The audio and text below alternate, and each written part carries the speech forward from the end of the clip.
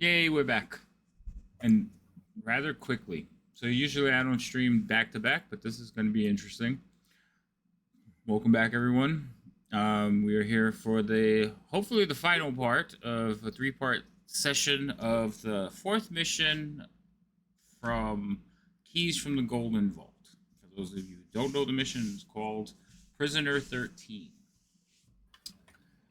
Um, and we're going to start by letting my players introduce themselves. And today we're going to start from the left to the right. So, Baron, you're first. Hello, my name is Matt Wilson Vio, also known as Evres, also known as Matt. I play Baron, the wood elf who thinks he's a dwarf, probably because he was raised by them. And yeah, probably a quick introduction since Dungeons and Dragons no longer exists, but I do Gilbert and Sullivan instead. Yay. Dask. Hey, I'm Weasel, or the One True Swessel on Twitch. I play Dask, the human wizard, and I think I got about an hour and a half sleep last night, so we'll see how well I can match the intelligence of my character. Why did you only get an hour and a half? We finished at like 6 o'clock. We did. I couldn't get to sleep till about 2:30, 2:20, 2:30, and I woke up at 1:30, 3:37. Oh my god. I just, no alarm, nothing, just woke up, and... Oh boy. All right. Yeah. So, well, I wish you luck. Scratch? I'm Scratch. I am a Tabaxi rogue. I slept more than that. And at the moment, I guess we're gonna see if I'm actually gonna have to use my thieving skills or if Baron's gonna maneuver himself and get real close with the warden. Oh yeah. Exactly, but and I should turn the picture off. Michael B is not with us. He is one of the members of the squad from the Golden Vault, but he missed the first session, and now he has to miss the other two. Norin. Hello, I'm Thorn. I play Norin Rendriesh. I am a Wood Elf Warlock, pretending to be a cleric, and I look a little bit like a zombie. More than a little, but okay. All right. So when last you guys were up, you had actually made contact with Prisoner 13, a fiery red-headed dwarf who is covered in tattoos, and you have managed to like spirit her away to the infirmary or the hospital for the prison, and she doesn't want to be rescued. She's not looking to be rescued. Kind of seems like she doesn't even want to leave the prison. She wants a list that the warden has. So she has made a deal to give you the key you seek if you get her that list. And that's where we're going to pick up. Pretty much right there. Unless you this guys... episode of Dragon Ball Z. Where a fight takes 18 episodes. Whoa. 3/4 of it is screaming. You mean just like most other anime series? Yeah, right. Pokemon and Match takes like 10 episodes. I think someone went through and made a abridged version of Dragon Ball where they just cut all the screaming. Like it starts like it says like, oh, they're gonna do the power up, and they yell, and then it's like all of a sudden they're powered up. The 2 episodes they did that, and then all the cutscenes and like removed the full 10 minutes of talking about the entire episode before, and like you could finish a season in an hour. No. I'm not surprised, to be honest. It'd be pretty close, yeah. So my chat I just got, you scored a drop, claim it now, and go to your inventory. What am I getting? Someone you're watching is has drops on. I don't know what to tell you. Do I still have the redeem from yesterday? Yes, they don't. Okay. Yeah, they Cool. go away between missions, but they do not go away between episodes. Okay. Cool. Interesting. If I roll a 1, I can do something. I can reroll. Perfect. Yes. But you have to take the second roll. Well, Yep, absolutely. Yeah. why wouldn't you? But I mean, yeah. Okay. So we have Dask and Scratch. You guys are still in the kitchen area, and then we have Norin and Baron. They're in the hospital. Yeah. I like how two players with last names actually got promoted to the hospital. I have last. I know, but Just you don't not have the you don't final. have it on the you don't have it on your character, so it doesn't show up as the name. You know what? It was just something I noticed. Go on. We'll start with the kitchen. Okay. What are you guys doing? All right. No, I don't know much of what's happening. You took that call in the other room. Yeah, I mean, I guess I would explain. I We mean, do have Bubba assuming with that, us. yeah, assuming Bubba's not glued to. Actually, who cares? I mean, Bubba, I'm going to just say a inconsequential statement to Dask in Dwarvish Hmm. and see if it seems that Bubba understands. What's the statement? I'm just, um, I'm just, something that, oh, I just got to tell you something real quick, and you know, and then also just something stupid about like, oh, do you think I'm gonna actually? You think how much money do you think we can get out of the guards next time if we do throwing the dagger throw again? So just something that if he understands, he might respond, but if he doesn't, He doesn't. Okay.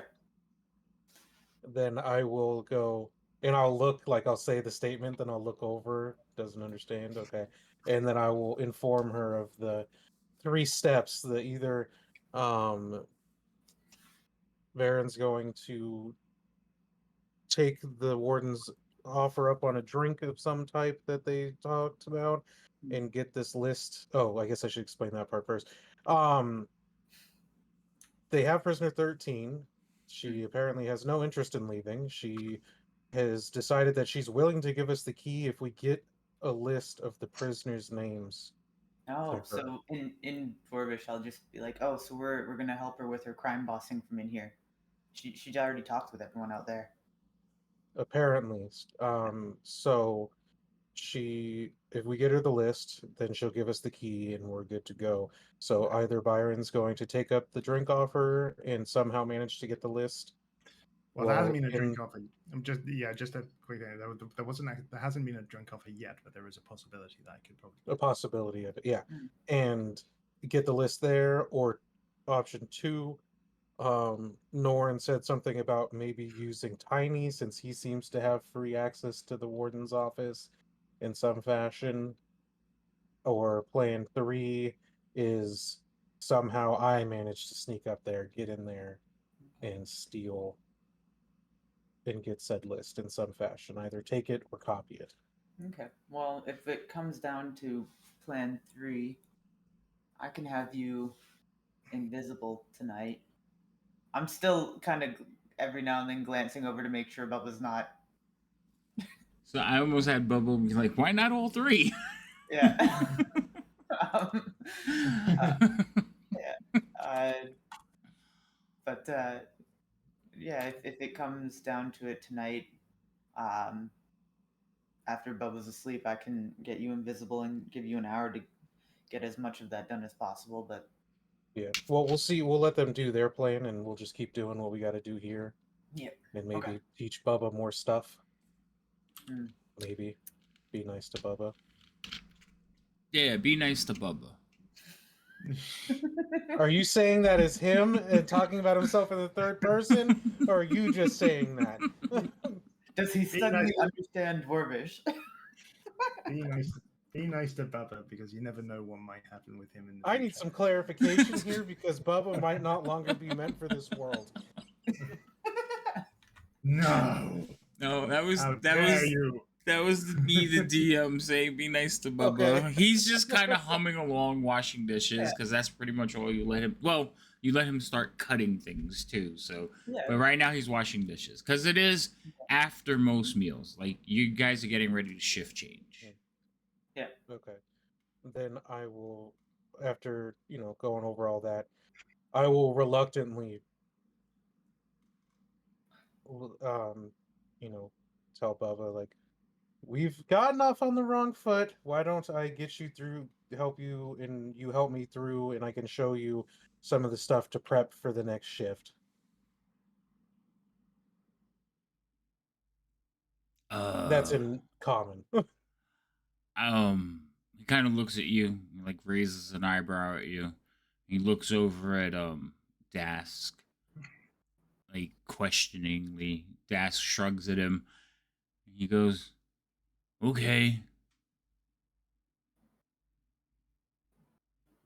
But after that, he doesn't.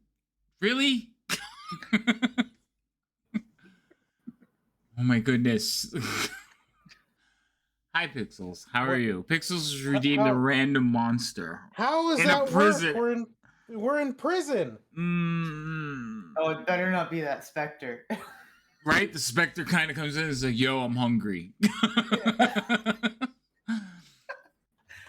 Well, given that I'm not a guard, that's Bubba's service to provide, and then I'll leave. Right? Well, Bubba's not a guard anymore either. Bubba is He's still now. getting guards' pay. He's a guard. No, he's a cook now. He doesn't even have weapons on him. He's just wearing like simple cloth. He doesn't. He has. They haven't found a uniform to fit him yet. So he'll say okay, and then suddenly you guys hear screaming out in the mess hall. I'll take a look. And don't blame me. Blame him. Well, it's not only that we're in a prison, but we're also half the party is split as we're trying to get this job done. Yes. And I'm not allowed to use magic. Any magic. So you watch as you hear, "Come on out! I know you cheated." Oh God. I know you're here. You hear like a table kind of like fall over, and it is after shift. There's nobody around. Yeah. Hearing that, I'm gonna try to lock the door to the mess hall and just turn back and be like, "Are there any guards in the other at the north end? Anyone?" Okay, I want you to roll initiatives again. It's only you two have to worry about it. Nora and Baron, you kind of spared in this, but we're gonna also blame Pixels. Thank you, Pixels. I rolled terribly. That reminds me, I should probably get the stream up. I need one of these guys. Oh, that's the wrong room. He's gonna be a super Dexy guy too. Great. Well, no, it's just there's only so many randoms you can put into the game because Mhm. Luckily, there's someone with a potential grudge. It's just that Redeem pushed him over the edge. Yeah. Let's blame the Redeem for him being pushed over the edge. I didn't cheat. You didn't. Okay, you guys roll. You did. Yep. Yeah. Okay, I rolled an 18. So as you're running towards, like you head towards the door desk, you see the prison guard, and he kind of gets to the doorway right there, and he stops for a minute, and then you see him like look around, shrug, and he stumbles through the doorway. He is obviously inebriated. Yeah. And he will, you, and he points at Scratch.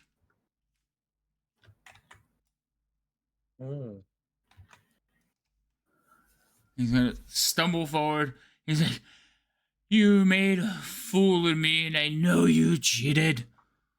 And you watch as he struggles to pull out his sword. Okay. Dask, it is now your turn. It's my turn. Alrighty. Great. Let me just double check what components there are for this spell that I'm not using. What spell? No spell. No casting Yep. whatsoever. Yep, I know. Um, I'm just gonna like hold my hands up and try to cast suggestion and just be like, "Oh, easy, easy."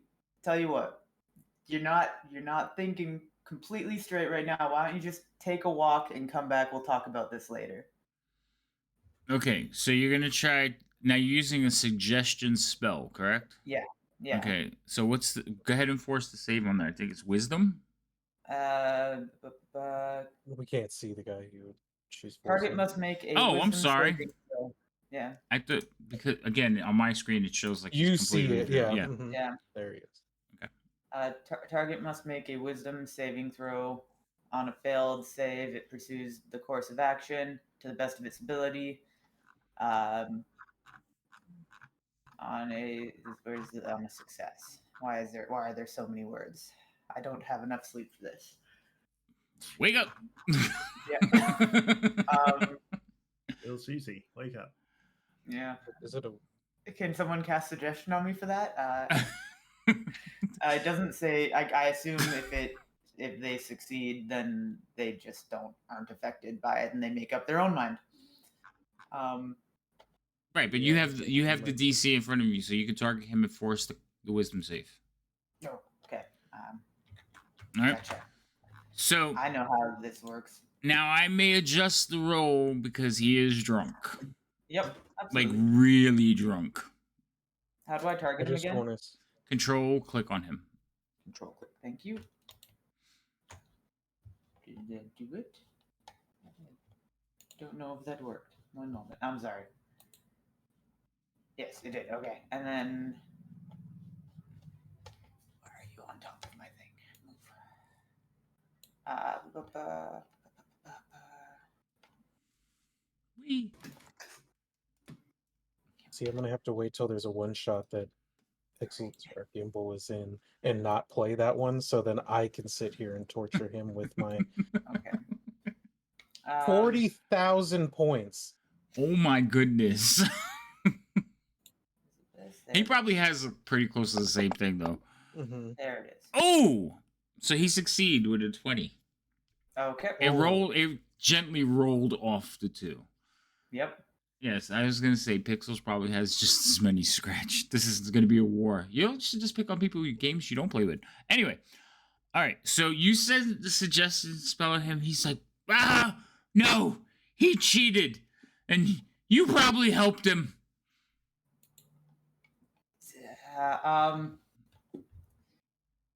For I don't even have a bonus action right now. I'll just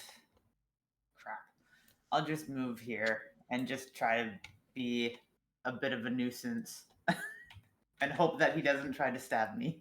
All right. Still So just hands up, like not aggressive. all right. So you just oh wait, hold on now. Yeah. Okay, I got you. All right. Go ahead and Maybe non-magically he'll let things work. All right. So go ahead and pass your turn. Scratch. You're up. Right. Oh boy. Yeah, I'm just gonna, because I mean it's the truth. I'm just gonna be like, I didn't cheat. Like, I understand that you're not used to losing, and it was still a close match, but you're making a bigger problem out of something so small, and you're gonna be putting your job at risk. And I'm like, you just need to go back to your barracks and go to sleep. And that's really all I'm gonna take the dodge action if he does, because I don't want to attack him first. All right. So We're in a prison with a bunch of guards. Last thing I need is them to be like, he attacked first. So I need you to roll persuasion. Okay. And it's gonna be against his insight. And again, his insight's not that great. Dude is a freaking idiot right now. Yeah, that's Yeah, he's drunk as well, so. Mm-hmm. You said So it wouldn't have been a disadvantage wisdom save? Yeah. Okay. I haven't rolled it yet. Oh, that's No, pretty I good. meant mine against my spell.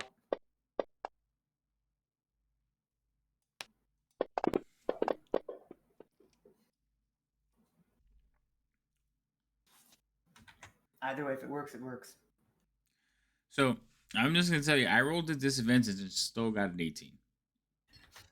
My God. But I'm positioned myself close to a knife that I can grab, but I'm not currently armed. all right, so you're like yelling at him, and he is like yelling back at you, spittles coming out of his mouth, and he's like, "No, I, I, I do need my job, but I am a laughing stock, and it's your fault. I know you cheated. My knife bit me." And he kind of like stumbles forward towards you. Are you gonna pass your turn, Scratch? Oh, my bad. I did that. My bad. Nope, I'm gonna keep it. It stays my turn forever. He can't attack me if it's not the end of my turn. Pass your goddamn turn. All right, hold on. These people are not there. Yeah. And the map jumps to them. Wonderful.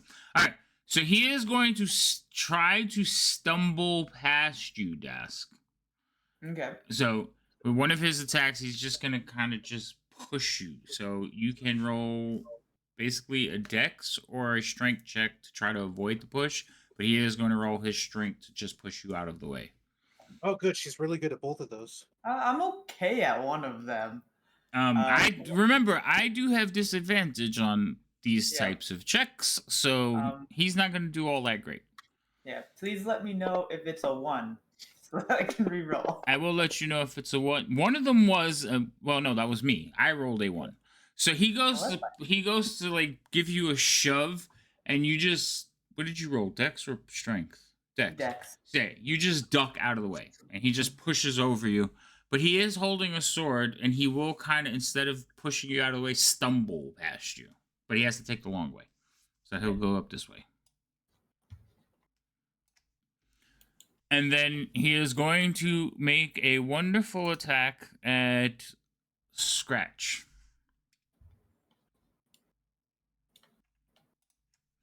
Scratch, he is singing.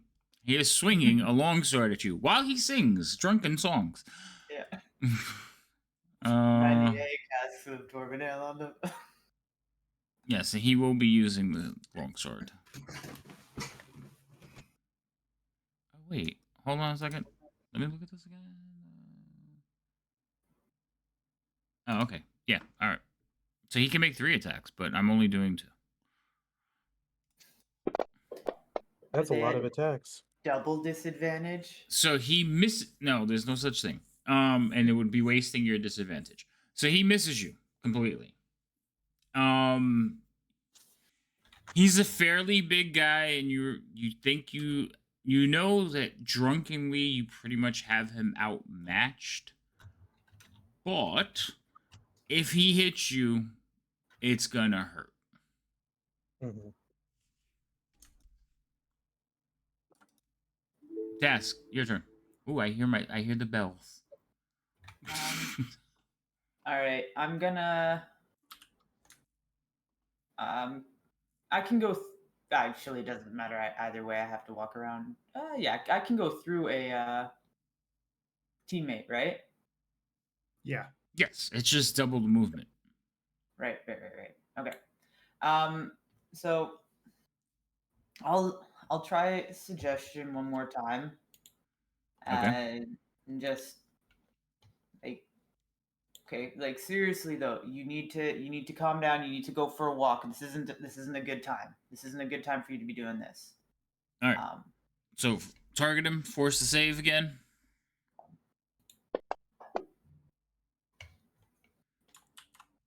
So he like looks over. He says, "But he cheated. I know you. He cheated. Admit it." He doesn't appear to be attacking him. He's also not leaving, but he has like relaxed a little bit. Okay. With that, I'm going to.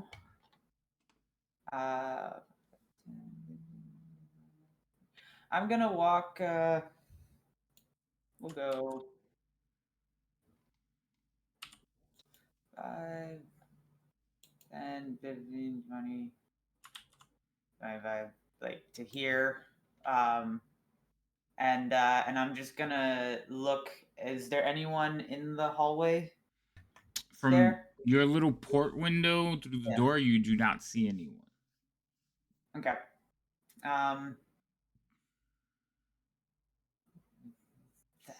don't want to yell help. That's gonna make it worse. I'll leave it for now, because he is calming down. But I'm gonna stand there, Okay. non-aggressively. Oh, and I have to pass. Sorry. No problem. Scratch. Since he swung, I'm going to arm myself with a knife. Not pointing it at him yet, but I'm going to just be like, you don't want to do this.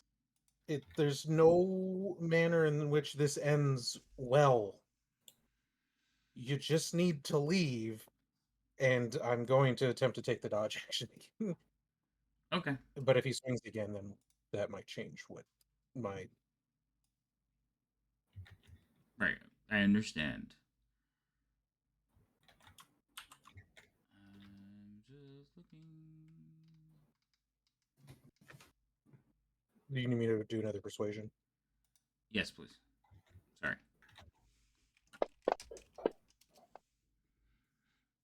Okay.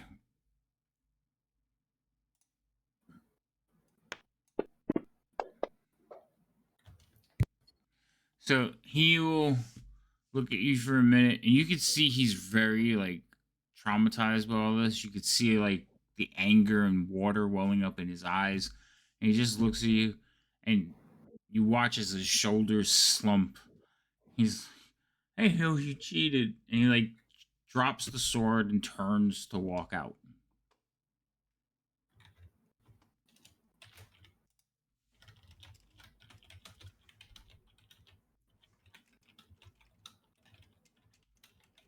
Bubba, can you make sure he gets back where he needs to be? Um, I, but then I can't come back.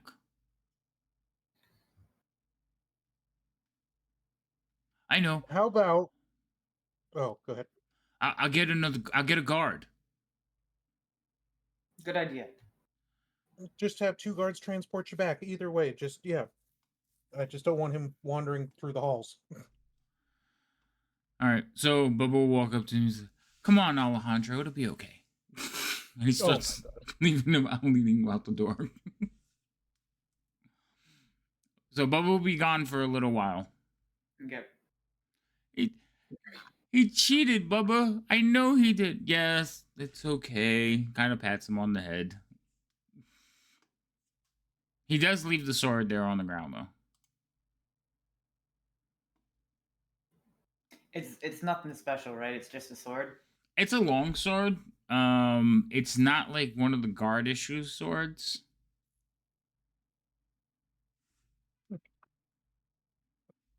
Well, I mean, we can place that to the side and have maybe Baron can look at it and maybe return it. We'll see. But Do you think we neither should? of us can use it. Yeah. Oh, well, not well. Um, Or I Do could you- reshape it into a weapon you could use, but you could, preferably one that he can use. Uh,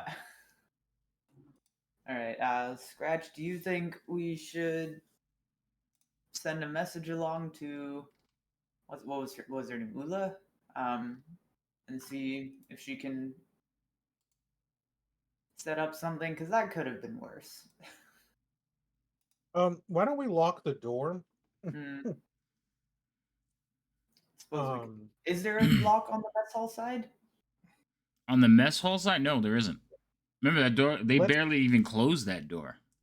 let's close it for now, and we'll just slightly so no one can wander in as easily. Okay. Yeah.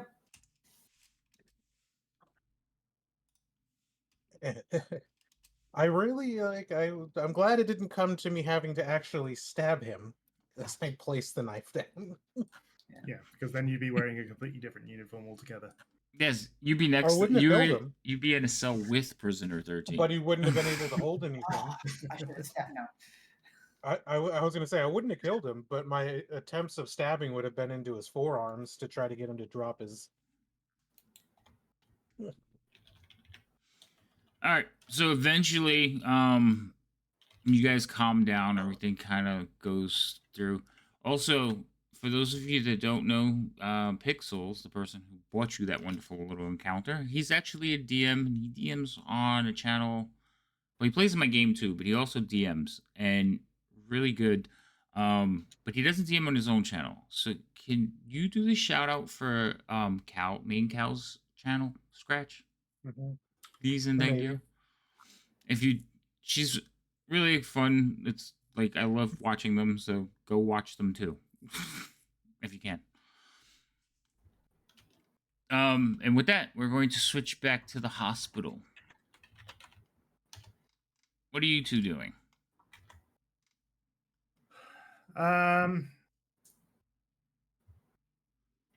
Well, now that we got prisoner 13 still with us, right? Yeah, she's laying on a bed comfortably, like Right. taking a snooze because they don't have beds in their cells. They have like stone blocks cut into the wall. Yeah. So we're just basically keeping an eye on her, making sure she doesn't get up to anything potentially nasty. Let's see.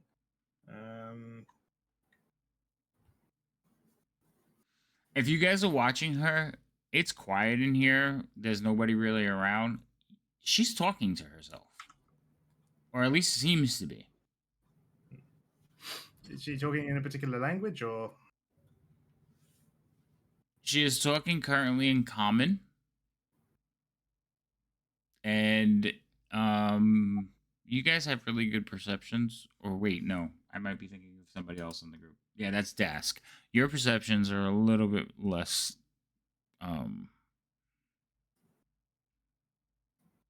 Actually, Baron's, yours is not that bad. All right, so Yeah, mine's +5. So yeah. So you're listening to her, and she's like, "No, I'm in the hospital. It's great. Has sheets and everything." That's like the bits and like you pick up, and it kind of goes to mumbles. She says, "No, yeah, no, I should have it soon. All right, let the others know." does she have any kind of earrings or jewelry or anything? Nope.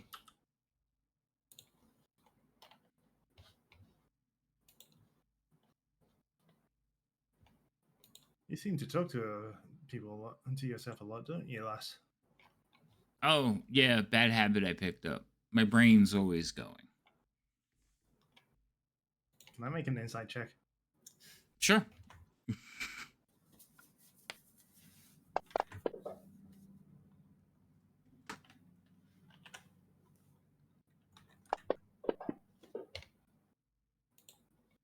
Oh, damn it. It's close enough. I got to check her number.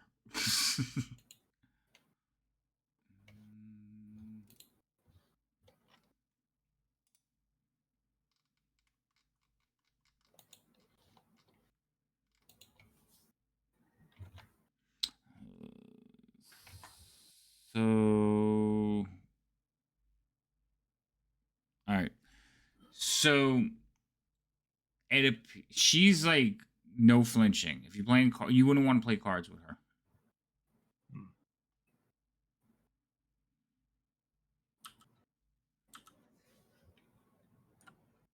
Hmm.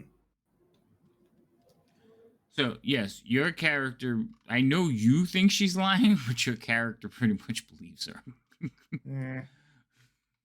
All right. So where are you? So where are you originally from?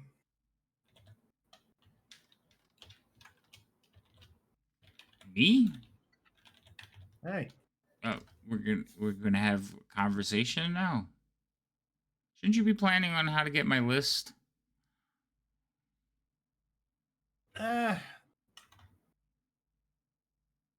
we're we're doing that. You are? And she kind of looks back and both. Yeah. She says, "Oh, It's kind of yeah. We're planning it. It's kind of like talking to yourself, except we do it quieter. oh, well then, don't let me interrupt you."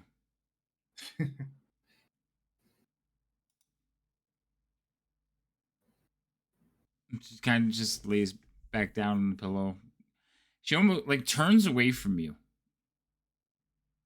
It gives you the shoulder. Hmm. And in a short bit, you hear her mumbling to herself again. Quieter. Hmm.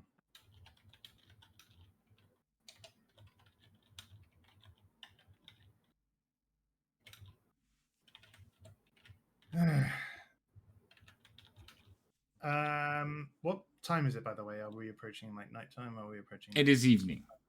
It is evening. Yeah, you have been here at least 8 hours. Because if we're going to do a long rest, I'd like to prepare a spell at some point. Okay. Yes, you could start getting ready to do that. Are you going to do anything in the evening other than keep her here for a little while? Well, I could. You know what? I could get something to eat. Norton, we've still got the two guards are still outside, right? Yeah. Okay. Hey, Norton. Should I go and get something to eat?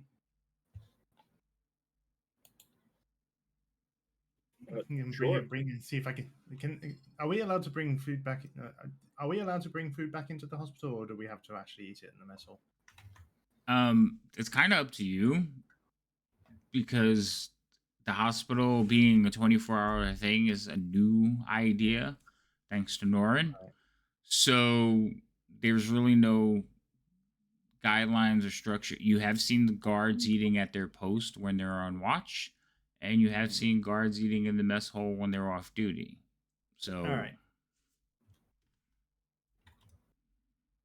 Okay, I will open the door and I say to one of the guards standing outside, "Hey, does one of you mind escorting me to the mess hall so I can pick up some food and bring it back here for Nora and myself? We haven't really eaten in a while." yeah, we could do that. I mean, it's been a long day. Do we need to still be here? And they're kind of like looking past you into the room to see what the dwarf is doing. Well, if one of you still stay here and make sure you keep watch of the prisoner. Once we come back, then you two should be okay. I just need to get some food. We haven't They really look eaten food. they look at each other and says, "I haven't eaten since breakfast, so I'm fine with that." Okay. All right, let's go. So, one of them will take you to the mess hall. Norin, I guess you're staying here. No food for you. Okay. Does he eat? No.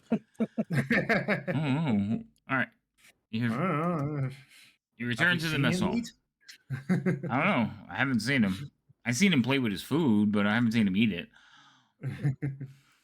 All right. So they bring you to the mess hall. So there is you and a guard in here.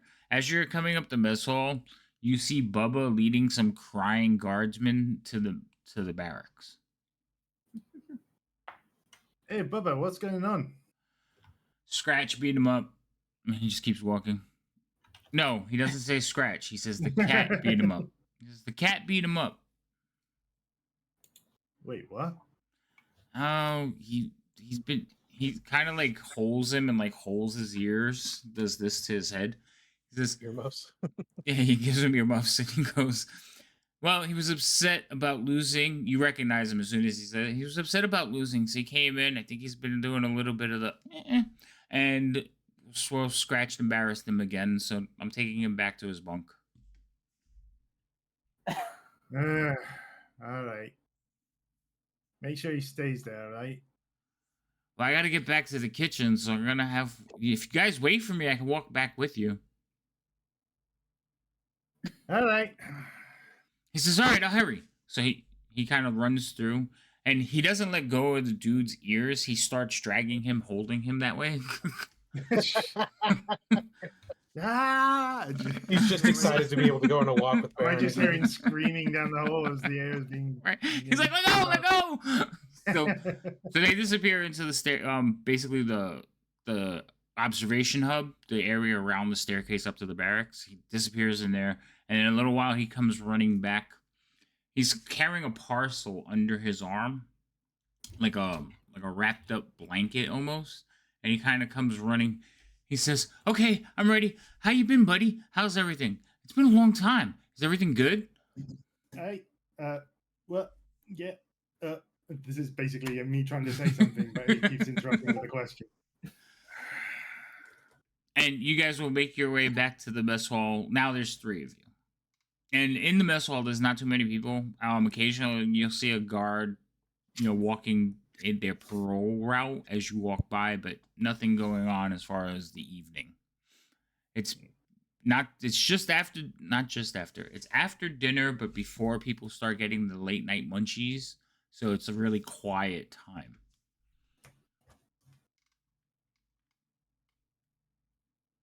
And the guard kind of, he will head straight to the door for the kitchen, and he'll be like, "Hello." Which is closed and slightly Right. blocked. Yeah, the door. I've been here for like a couple of months. I've never seen this door closed. Hello, kind of knocking. You two inside Yes? here knocking. Is everything all right? That depends. Why are you here? For food? What do you mean? You're acting Well, you're acting very strangely. Yeah, I go. I immediately go to the door. I say, "Hey lads, open the bloody door, will you?" You just hear something drag from the other side. So you guys, We probably couldn't stop a guard because between the two of us, we're not that strong. Right. But it was something reassuring, Right, something that could trip up a drunk guy if he got Yeah.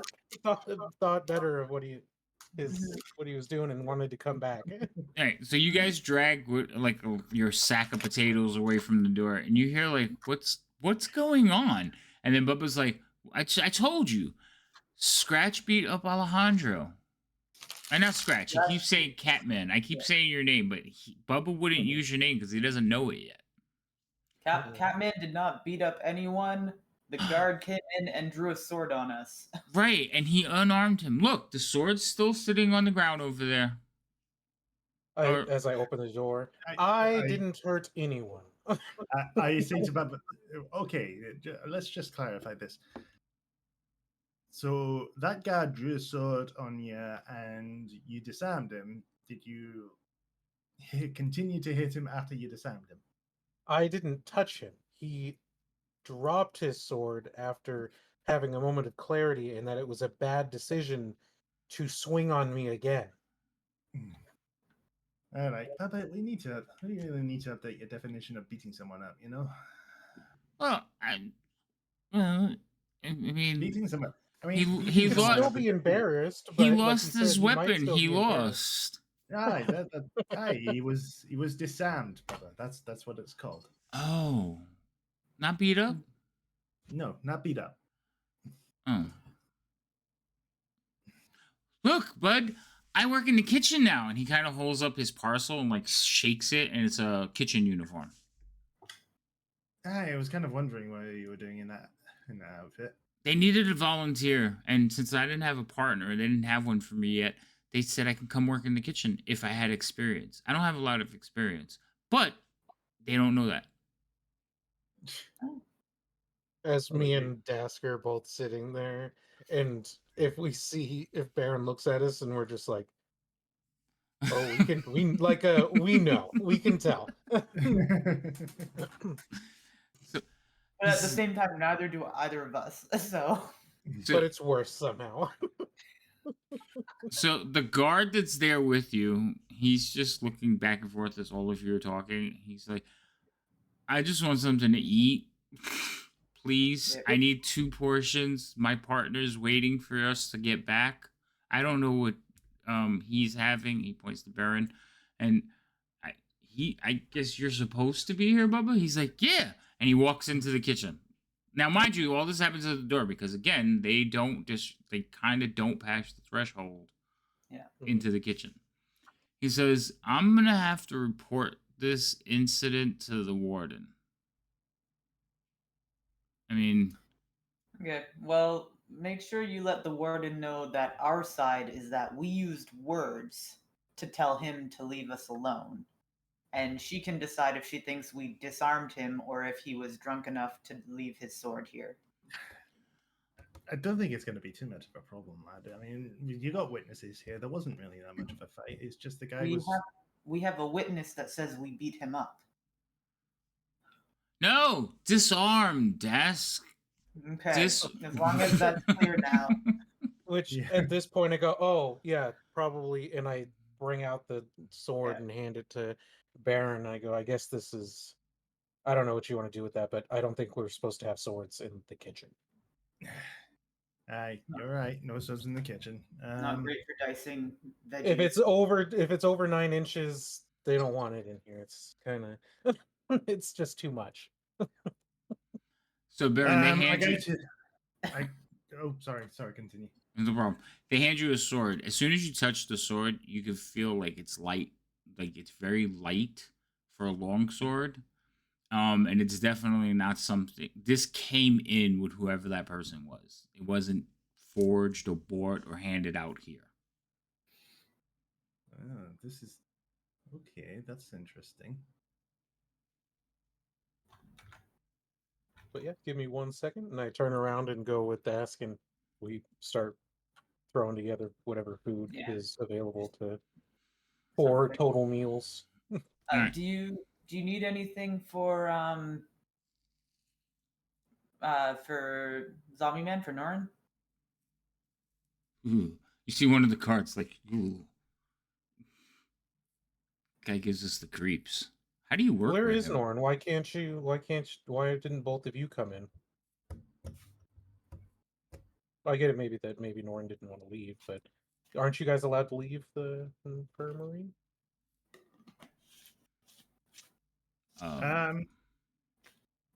No, we're allowed to. Well, no, I mean we're not exactly completely confined in there. As long as we find someone to walk with us, and someone is still in the infirmary to keep watch over anyone. Norin's currently in there at the moment, as well as another guard. I'm just here I'm here to pick up food to go. Actually, I don't suppose you got any meals to go, so I can bring it back to Norin. And yeah, yourself? we can fix something up, and yeah, because you can't exactly let us starve. We want our tea. Well, we can, but no, we won't. No, no, you can't. That's not against. That's against the rules. I mean, you could eat. I mean, So while you guys are having your conversation, unless you want me to report it to the warden, and I have to go to the office and report this to the warden, of course. But you hear like a chuckle. The guard chuckles as Baron threatens you. And then you also hear behind you a couple of doors open as the next shift kind of like wanders out. The graveyard shift is horrible. Hey guys. And they start going about to like cleaning up and prepping. What's going on? Oh. To goes? Yep. Alright. You want me to finish that up? Sure. They kind of like start moving in and start doing stuff. Mostly, again, night crew does prep for the next day, so they're cleaning up and getting things ready.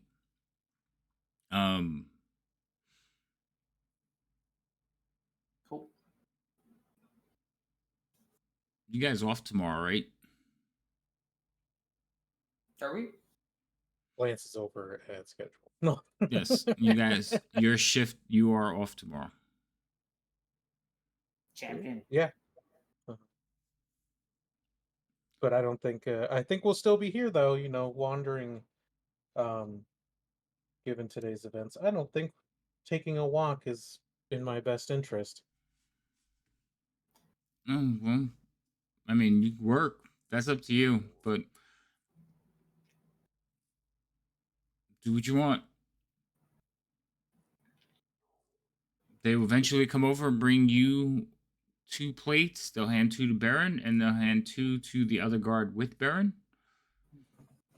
When you guys basically like step away from your work and start retreating, you notice that Bubba is right behind you. Yep. All right. Sleep time. Awesome. Oh, like behind me. And did you bring any bedding or anything that, like, is your stuff with you? No, this is my stuff. Kind of Okay. just points at himself. I mean, you're more than welcome to sleep in this room, but I do want to let you know it is the coldest room. Oh. The next room just over is a lot warmer, and same with that one. Oh no, I'll sleep with you guys. Cool. All right. So he will go in there. He's like, ooh, maybe I should get a blanket. Mm. Or and he kind of like lays down and scooches over towards Scratch. Yeah. I find a weird. Sharing body I- heat. Yeah. I climb up on a box and I find myself a spot on a large box container up there, and I'm like, no, I'm just gonna lay up here. I guess blanket it is. So he'll stand up and be like, fine. And he'll walk out. Yeah, sorry, Bubba. Neither of us are big for cuddles. And plus, heat rises, so I'm going to sleep up here. Alright, so the two of you are definitely alone in there. Bubba has gone out in search of a blanket. Okay. All right. Well, I guess we'll keep doing our.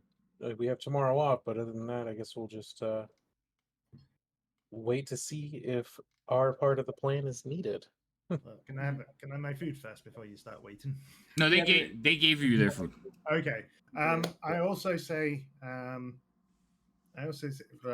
I'm going to take this sword back with me to the hospital. I don't think we want to have it anywhere near that man. If he wants his sword back, he comes to the hospital. All right. The other guard kind of looks at you, Barry, and says, we could drop it off at the hub on the way. Nah, that's okay. I can take care of this. Roll me a persuasion check. Yes, let's give the drunk guy back his sword while still No. drunk. Yeah, basically, I wanna research this sword. Persuasion, did you say? Yes, please. Okay. He's like, you kind of see his doubt. He's like, but I mean, it's like we literally passed right in front of it. It's not a big deal. I'll drop it off. And he puts his hand out to take the sword.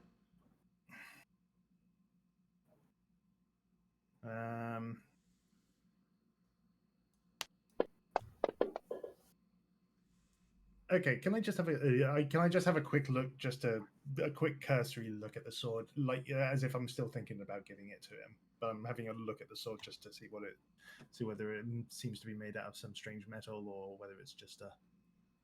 It's definitely so. As you're looking at the sword, you can see that you know what a Damascus steel sword looks like, or Damascus steel looks like. All right. It has that kind of waving pattern through the blade. And it's a metal. I mean, it's not a lot of it, but there's definitely enough in it to shift the weight of the blade, make it lighter. And it is a metal you are familiar with. You think it's mithril. This is a very nice sword.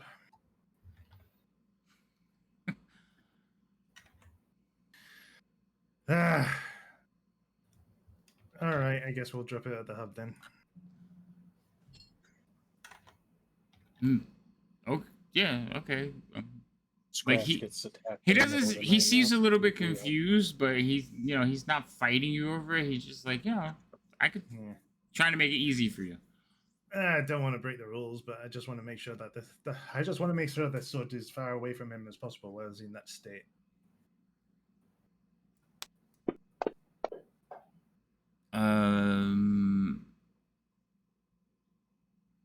Like that's.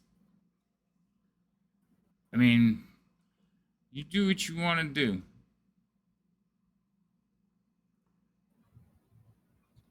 It's like, yeah, you're probably right. We don't want him killing one of the cooks.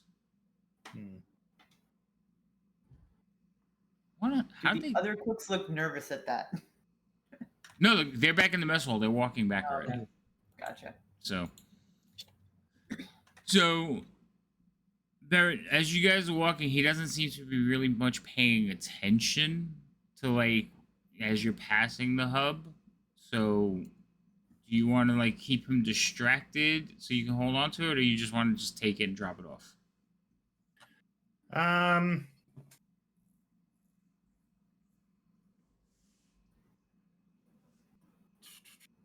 Hmm. Yeah, I'm gonna try and keep him distracted. All right. Kind of mention. By the way, kind of see if I can say anything about fixing up his armor or his own weapons, because I think there's quite a bit of a nick on that one, and I can get that fixed for you. No problem. I don't know whether you heard of me. I'm apparently the blacksmith around here. Yeah, we I'm did often- hear. How'd you end up in the hospital? And you start talking him up. So go ahead and roll me a performance check. Okay. Or wait, Dr. Blacksmith, hold on. MD. You could either use persuasion, performance, or deception.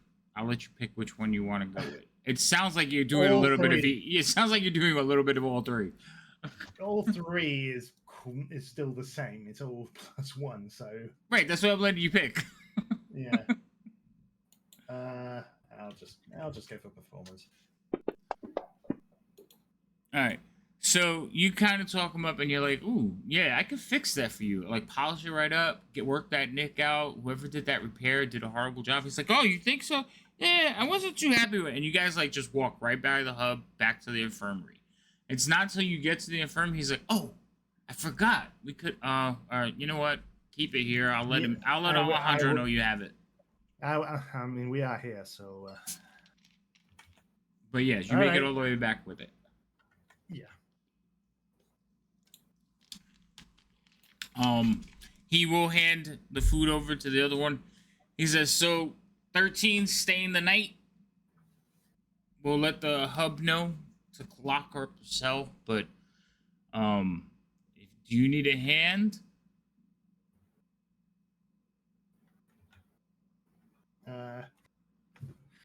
Nah, I think me and Zombie Boy here are going to be just fine.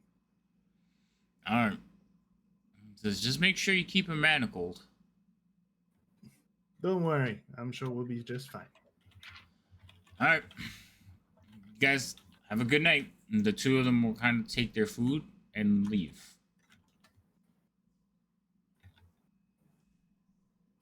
Oh, I gotta put you back in the infirmary.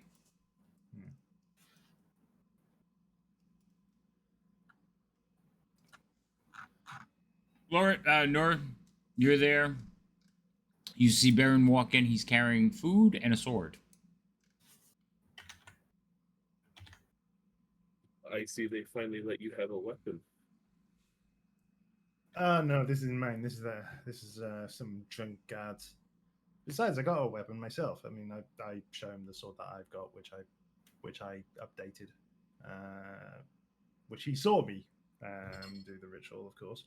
Mm. I think he's Yeah, not this really. is- He's not even paying attention. He's like talking over his shoulder. Oh, okay. Yeah.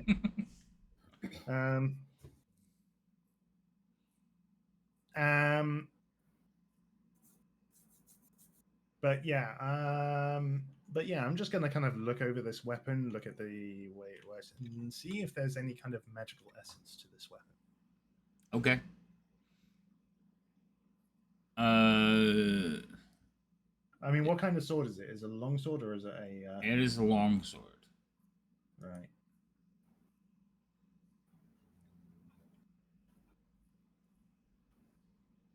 So, as you looking at this, there's really no magical essence to it.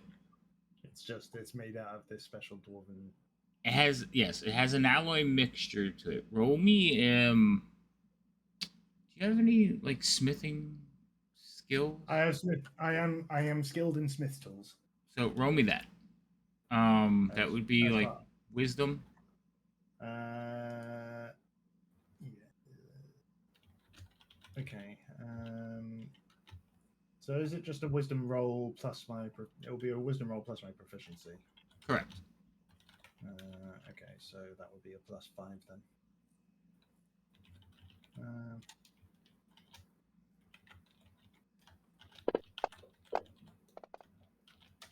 Oof. So you don't detect any magic. You think it's just there's something odd about the weapon.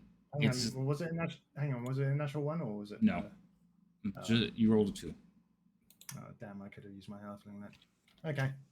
So, but because you are a smith, it wasn't that difficult to figure out. The weapon is lighter. It's quicker. Mechanically, what it means is you have +1 on your initiative rolls when using that weapon. Hmm.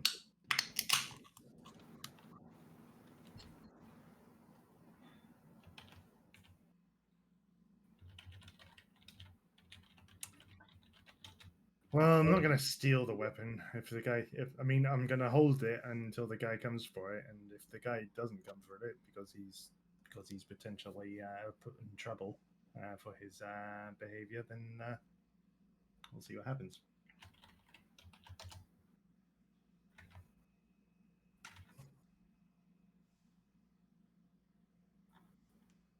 All right. So, what are you gonna do with it? I'm going to keep it on my person for the time being in the hospital as a sort of. But I'm not going to place it anywhere near Prisoner 13, of course. Okay, so you're gonna keep it on your person. I was wondering if you were gonna hide it or put it somewhere or whatever. Okay. No, I'm going to keep it on my person. Not have it anywhere near Prisoner 13.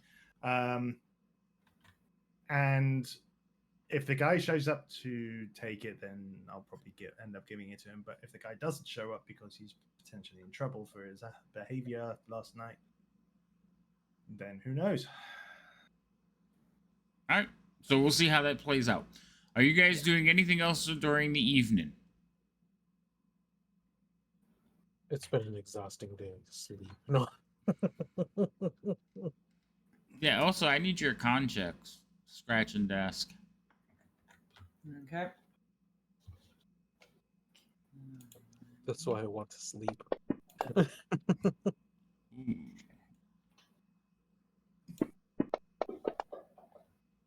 Oh my goodness. Yeah, you two are beat, like near exhaustion beat. Anything you do is just you're gonna be dragging ass unless you get some like good sleep. And you've decided to Sounds about sleep. right. And you've decided to sleep in a refrigerator, which I find so amusing. All right, so Norin, what are you doing all this time? I am sitting at the desk in here, reading my book. Just reading your book. All right. Are you paying attention to 13 at all? I'll probably glance at them like once an hour, So unless they do anything. So she, like I said, she's laying there comfortably. She has her back to you, so you don't see her face or anything, but you can occasionally hear her making noises like she's talking under her breath or mumbling to herself. And she will continue to go on doing that. Once in a while, she'll look back over her shoulder to see what you're doing. And like when you look at her, she just kind of shakes her head and like looks away quickly. But other than that, you watch as Baron like gives the sword a flip here and there, sees what it's capable of, and decides, if he doesn't show up, I'm not gonna be upset about it.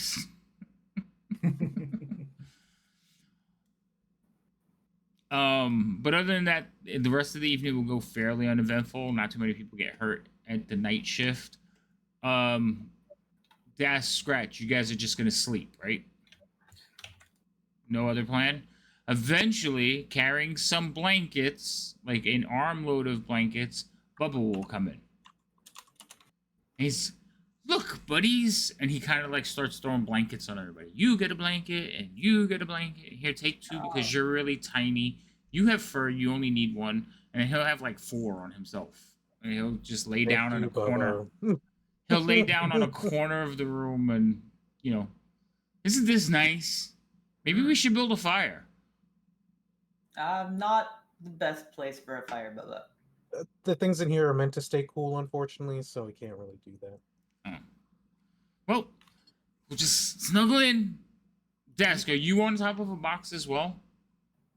I imagine so. Yeah. Okay, so you guys are definitely trying to stay out of Bubba's reach. So he'll take a low area in the corner and just like snuggle in, and eventually he'll start snoozing. You can hear him snoring. He seems like a snorer. That would be my assumption. Oh, he's got tusk. It's kind of hard to He's an keep orc. your mouth closed. So he's a mouth breather. Wow. Oh. I'm curious to see if we're going to find out if he likes to watch all his companions wake up, but we'll see how that happens in the morning. You don't know anything about that, but I don't know. Yeah, no, Desk would be like on a box in the corner, kind of leaning against the corner, but sitting upright, Okay. sleeping. All right, so you guys will eventually go all to sleep. Again, nobody's wounded, but I guess there were some spells cast. Yeah. And then, oh yeah, I mean, Baron, you want to change one of your spells? yeah. My level 2. I want to change one of my level 2 spells. I would like to change. Give me a second. I would like to switch out spiritual weapon and replace it with protection from poison. Okay. So you can go ahead and make that switch. On your character sheet, all you have to do is basically change the preparation for each of them. If they're both on your character sheet, if they're not, we can add it on real quick. Should be.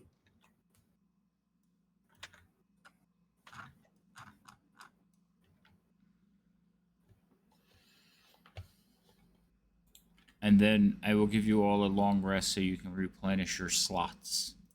Thank you.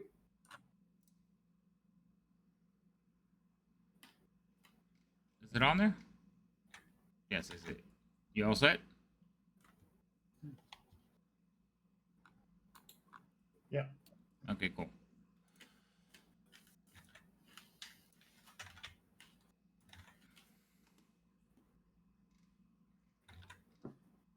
Cool. Slots are refreshed. All right. Are we all going to be called to the principal's office today? So the next morning, now you guys sleep okay. Bubba is fairly like loud sleeper, especially in like confined space. But the next morning you wake up, Bubba's not in the room. You see his pile of blankets, but he's not there. You hear We talking. just share a look across the room, like You hear talking from the kitchen. Does it sound like his voice? It sounds like the cooks. Okay. pop Well- down from my box. I mean, I'm not his babysitter, but it's nice having a third person around. So. At least we're off yeah. today. We don't have to run around. Yeah. They did what? So. As I'm opening the door and like I just stop. Oh no! Come out here! Whose voice do I hear saying this? Tiny. I begrudgingly open the door and just kind of out of the room. So he is. I'll walk out confidently behind.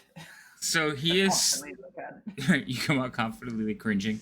So Yeah. you see as you walk out, both of you see Tiny and Bubba are like talking to each other. Bubba's like wide eyed, kind of like just leaning back as Tiny is like, "What did they do?" And then he looks over and is like, "No, no, no, come out here." And as you come out, he comes storming towards you, and he's like just mean mugging you. And then you watch as his face cracks, and he kind of like picks you up under your arms. It's like, "You are amazing!" And he like spins you around like a child. My fur stands up as I was approached quickly in a manner I did not like, and then was picked up against. He, Big yeah, so puppy cat being swung around. so he swings you around, right, like the room, and then puts you back down. He's like, "Oh, that's it, show them guards." He kind of like puts you in like a headlock and like rubs your fur. He's like, "This is a great day. I have to go play some bets." And he Do like turns. tabaxis have tails? Yes. Yeah, my tail is just full cone. And you like wander out, like not even realizing that how close he might have came to being have his eyes scratched out, and he just happily wanders away. He says, "Enjoy your day off. This is wonderful. Be ready for tomorrow. It's gonna be a big day." And he like storms out the room. You watch as all the cooks like watch and then look back at you like, "What happened yesterday?" I'm just all fluffed up and yeah, my claws are out and I'm just like breathing heavily. Like I was just assaulted after I just woke up. Bubba's just kind of looks at you. He says, "I think he likes you." What happened? Well, so what happened was I was here and I was watching because I figured I woke up early and I should learn stuff. So this way I'm not like I can help you more. So I was out here trying to learn and I was watching the other cooks and then the the um the head chef Tiny, the big guy who just hugged you, he came in and then he was with the warden and she's very scary. But she was upset and she came in and wants to know why one of her guards was like an emotional wreck and has decided they're retiring and wants us to leave the prison before his shift is due. We can't get anybody to leave him, so he has to stay here and work. But he doesn't want to work because he's broken. So he's basically just dead weight now, and the warden's not happy about that. That's what she said, dead weight. So they came in here and asked what happened. So I told them what happened. I said that, well, he came in here and he was drunk and he threatened to kill the cat. And then the cat said, "Rah!" And he basically dropped his weapon, and that was it. And then the warden was upset and left. And then you guys woke up. Hi, have a muffin. Thank you. I will grab a muffin, and as I'm grabbing, I'll say, "That's much more accurate than how you told it to the guards yesterday. Well done. Big Well, improvement. I used the word disarm, Excellent." but I like "Rah!" better. Yeah, no, it works. And I look at Dask and I'm like, have I ever fired at anyone? I don't know. I haven't known you that long. It's only been a few days. Like I don't think I've done it. I only met you on the boat ride here, and you look pretty nervous about being on the water. Good cover. Stop projecting your inability to swim, please. Large cats can swim. Thank you. Yep. And Yeah, you're not large. So what are we gonna do, buds? And he kind of puts an arm around both of you. It's our day off. What kind of muffin is this? I don't know. He looks back over one of the other cooks and he's like, "Bran." Bran. Okay, did Bubba make it or did you guys make it? He made it. You made it? Okay. I'll pick a piece off and eat it. You've had better. Okay, yeah, I also grew up on the street, so that's fine. I'll eat it. It's fresh, little floury, but it's not horrible. You won't die. Yeah. And there's one for you too, Scratch. I was gonna say I take it I was also handed a muffin. Yes. All right. I'll eat I mine. will also cautiously eat part of it, and then if it doesn't feel like it's gonna make me ill, I will eat the muffin. So he doesn't wait for a compliment or a reply or ask you how it is. He's just like, "It's good, right? I had like 6 of them." Yep. You want more? I will do. take one more. Yes. He will hand you both each another muffin. Okay. You see, there's a plate on a tray of them, and there's just stacked. There's probably like a couple of dozen in there. Okay.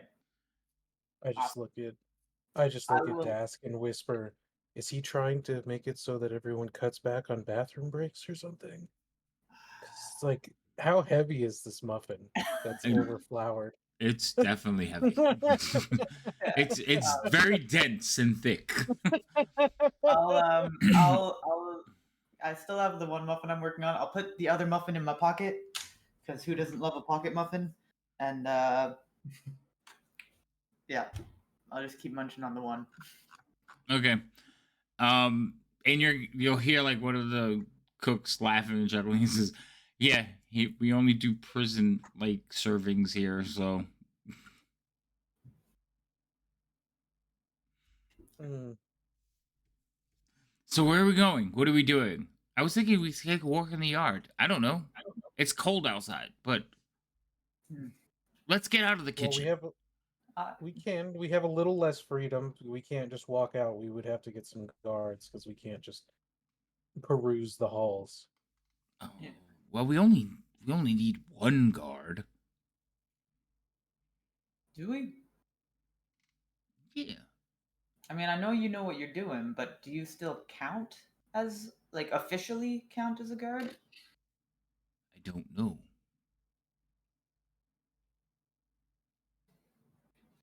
Well, why don't you figure that out and see if it could just need one or two guards while we finish our muffin and kind of finish waking up, and then we can go to Dax. the yard and we can even visit Baron if you want. So, so he sits down and starts to think. Okay, I No, know. I know. you can go ask someone, is what I was referring to, Oh, Bubba. that'll probably go faster, and he'll like run off. Just don't ask Dax. Okay, he's gone. All right.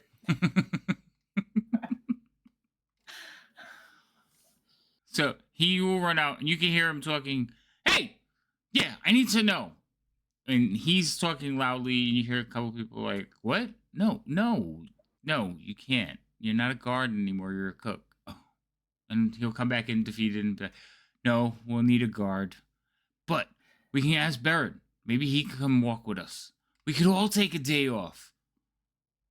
It's like you hear one of the cooks. We don't get day. No, this is a break. You're not. How? They like look at you, scratch. How? I just shake my head. They go back to doing what they're doing. They're too busy to like be concerned with the three of you right now. Yep. Kitchen, hospital staff. What are you guys doing?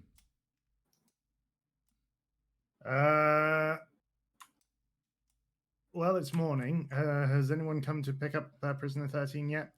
Not yet. Right. Well, we can't exactly leave her on our side, so we're still stuck in the hospital. I'm enjoying it. You could leave me here, go about your business. Maybe somebody will forget about me and I could sneak away. Yeah, not happening, lass. Have you forgotten I really don't want to leave? Well, no, and you don't want to leave the prison, sure, but you don't exactly want to. But we don't exactly want you leaving the hospital route now, do we? Well, I suppose you don't want that. You think I can get one of these beds in my cell? Maybe with good behavior and a kind word to the warden. You would do that for me? You're so nice. She says, all right, let's get it over with. Come on.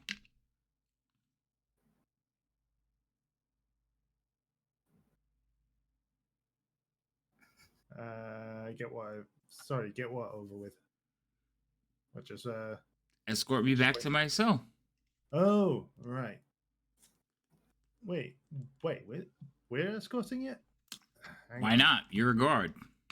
You pick up that sword, wave it around, look like a guard. Hey, Norrin, are you actually classified as a guard now, or are you still classified as a civilian? Don't know, but I think I'm gonna stay here. Good luck. Right. I mean, Oh. one of us stay in here.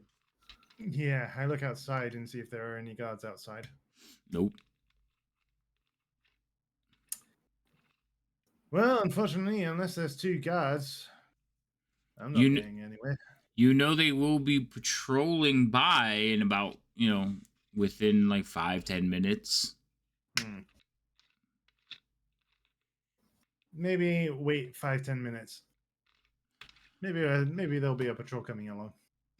Why doesn't he want to leave the hospital? Who, Norman? Is that his name? The dead looking one. Yeah. Why doesn't he leave the hospital?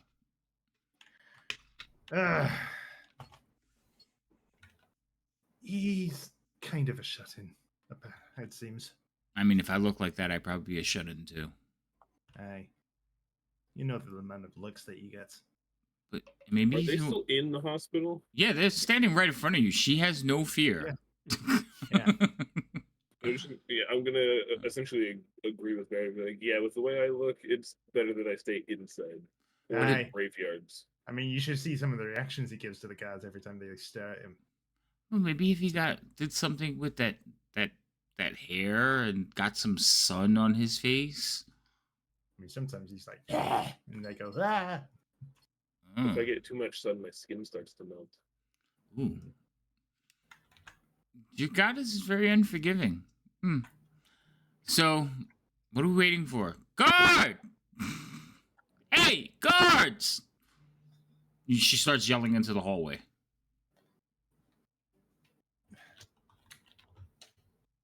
Eventually, All right, that's enough. All right, that's enough of that. I kind of want to go back to my cell and get some sleep. I've been up all night. You guys are not much the conversationalist. Well, I mean, you were talking to yourself a lot, so we kind of didn't want to interrupt your conversation there. Yes, I do that a lot.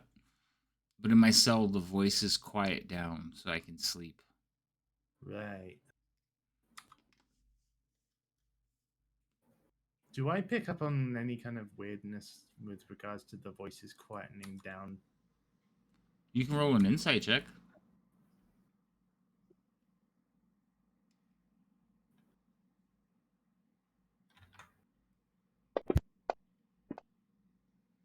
You feel she is absolutely telling the truth.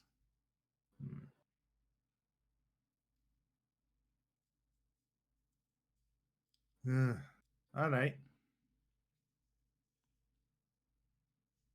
These voices in your head, eh? Yeah. Always. Constantly. Except in my cell. I guess this has something to do with the security.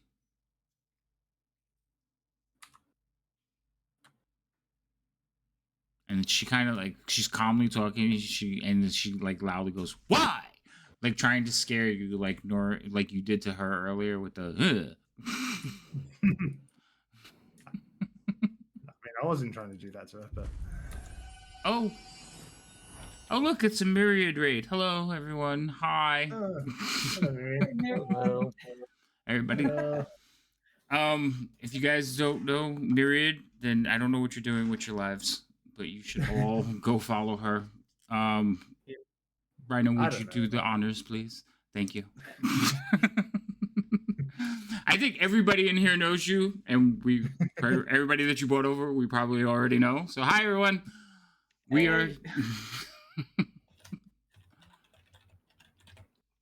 are in the midst of Mission 4, Prisoner 13 from Keys from the Golden Vault. This is the third part, and hopefully we're going to finish it today, because if not, we weren't going to be able to play for a while.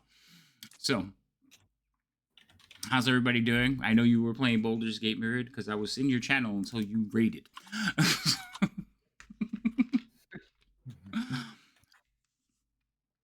And, really? Where was I? Oh, yeah. So, she is in there, and she does try to scare you, Baron, and you guys are waiting as some guards come running over and start banging on the door. Now, you did hear the buzzer and the cell door swing open as you hear the running feet coming over. Okay, I go up to the door and I unlock it and I say, "What?" We heard somebody yelling for a guard. Yeah, that would be this one here, Prisoner 13. I think she's about due to return back to her cell, right? I, she was in the hospital with you. Is she okay?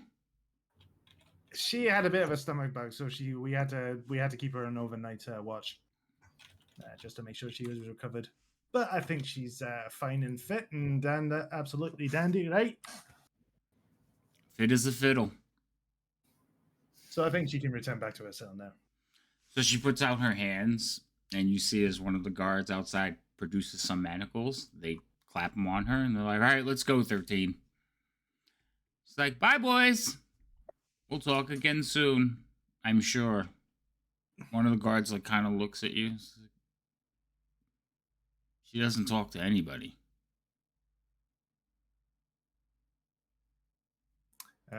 She talks to herself a lot, doesn't she? Yeah, she mumbles. Hey, and she kind of pipes in. She's like, "I'm still here." Yeah, come on. And they start walking down the hall. You hear the buzzer go off, and the cell door swings open again as they like head towards her cell,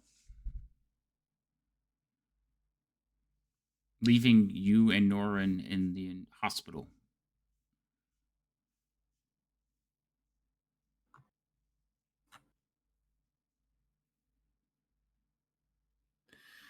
Well, at least she's gone now. Poor Norin. I mean, I guess it was the only change in this room. Nothing really happens. No.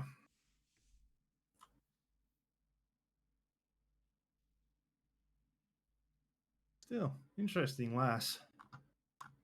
You see those tattoos on her all over her? I did notice them. I don't know what any of them mean, though. I was more interested in trying to understand what she was mumbling. Yeah. Did I recognize anything about the tattoos? Or Roll me some history. She was in here most of the night, so if you kind of looked over at her and noticed, a lot of them were hidden by her clothing, but there were several that were exposed. The ones on her arm came all the way to her knuckles.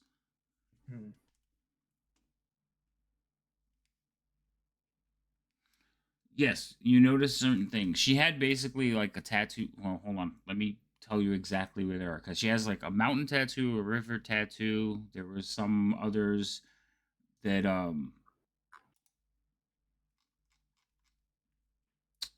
so there was some dwarven poetry around her neck. So remember how she was laying away from you? You could see the tattoos on her neck as a hair like draped down over the pillow. It was basically a dwarven script, meaning endless dreams intoned in stone.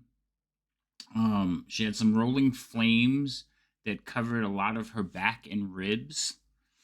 It was just what it was, stylized flames that just covered most of her back. She had a symbol for like shadows or shrouds, and they ran along her fingers of her left hand. Um, that one, I'm not sure you. Yeah, you would have saw some of it. So she had some purple and blue like knot work on her arm, her right arm. So a lot of that you kind of saw, but it didn't mean anything. It was just like a design or pattern work, but it literally went to her fingernails. Um, on her collarbone, you notice that she had a mountain, like a silver brown mountain tattoo that kind of just went up on her neck, like over here. And then she did have one. Well, no, you would have never seen that one. I'll take that one back because it was on her hips and she didn't get naked. And then she had the rivers tattoo. The river tattoo basically was like just like you could see it just on the like not like just on her breast. You could see it coming out over the top of her shirt. Uh-huh. Like she was literally covered in tattoos. But those are the ones you notice, like that you can make out, like you can see enough of them that you can just, you know, tell what they were, what the meaning was to them. The other ones were just various patterns that you couldn't make anything out of. Hmm.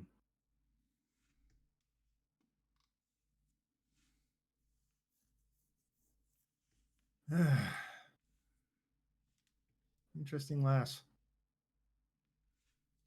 A lot of tattoos in the mountains and things like that, but there were quite a few in there that I couldn't actually recognize. It didn't really mean anything. Well, I don't speak Dwarvish, so they didn't mean anything to me. Yes.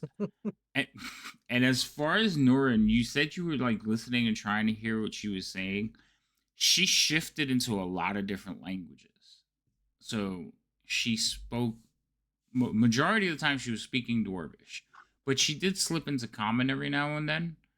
Um, and she did also slip into, you think she was speaking like Orc, but you're not entirely sure. Only because you don't hang out with too many orcs. And she definitely was speaking Elvish. That language I know. Mm-hmm. But when she was speaking Elvish, she got much quieter. Why? Because there was two elves in the room. Probably. From her demeanor, like she didn't seem like an idiot. She definitely carried herself, the way she articulated her words, the way she acted. She was very confident and articulate. Quite the opposite of Bubba.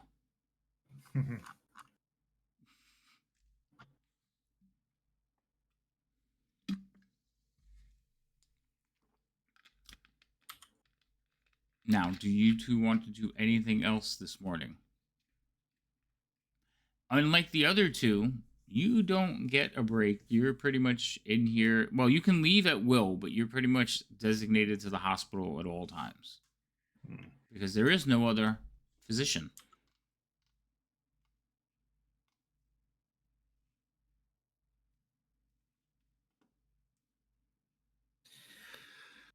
I've got to figure out how I can organize a meeting with the warden.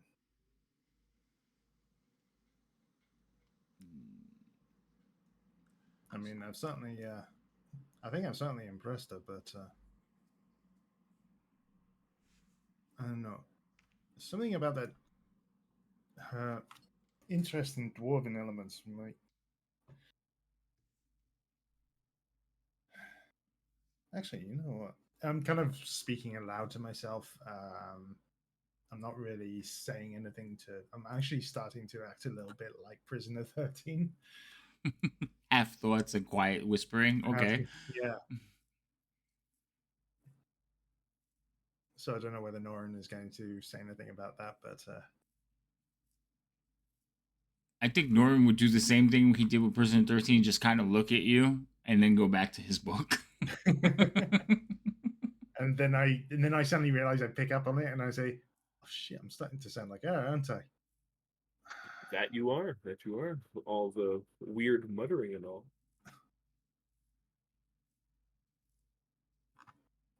Well, shit.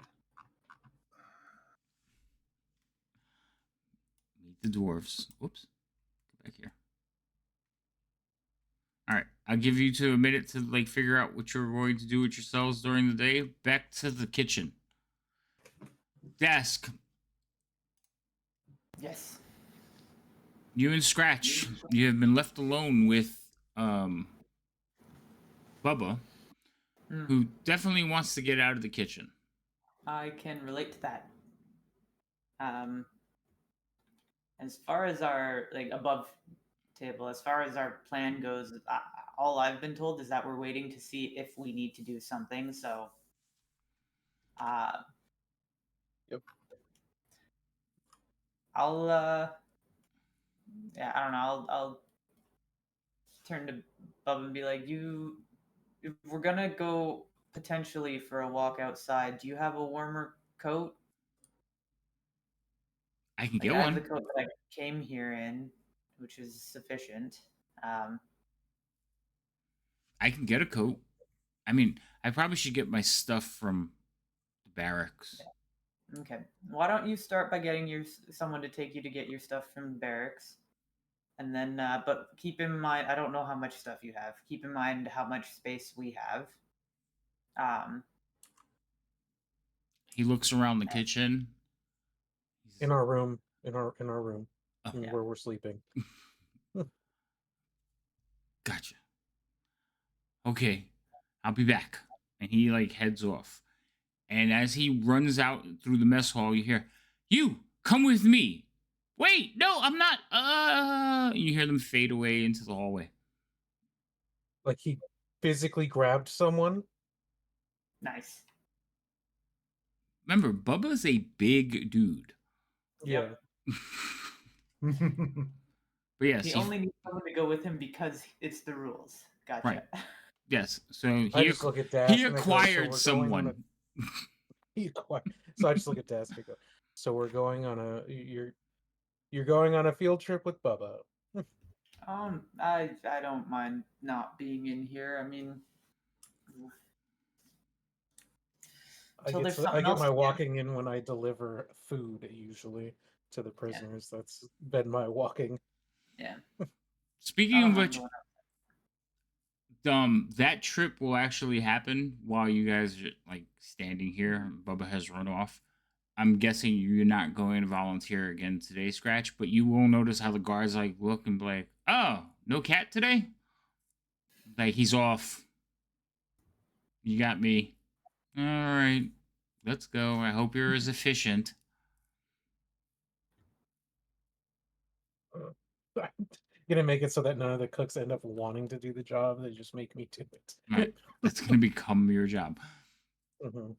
Um, but you are left alone. There are three cooks in. Well, not alone. There's three cooks, but one of them just left. So there's two left, and then there's the two of you having your conversation.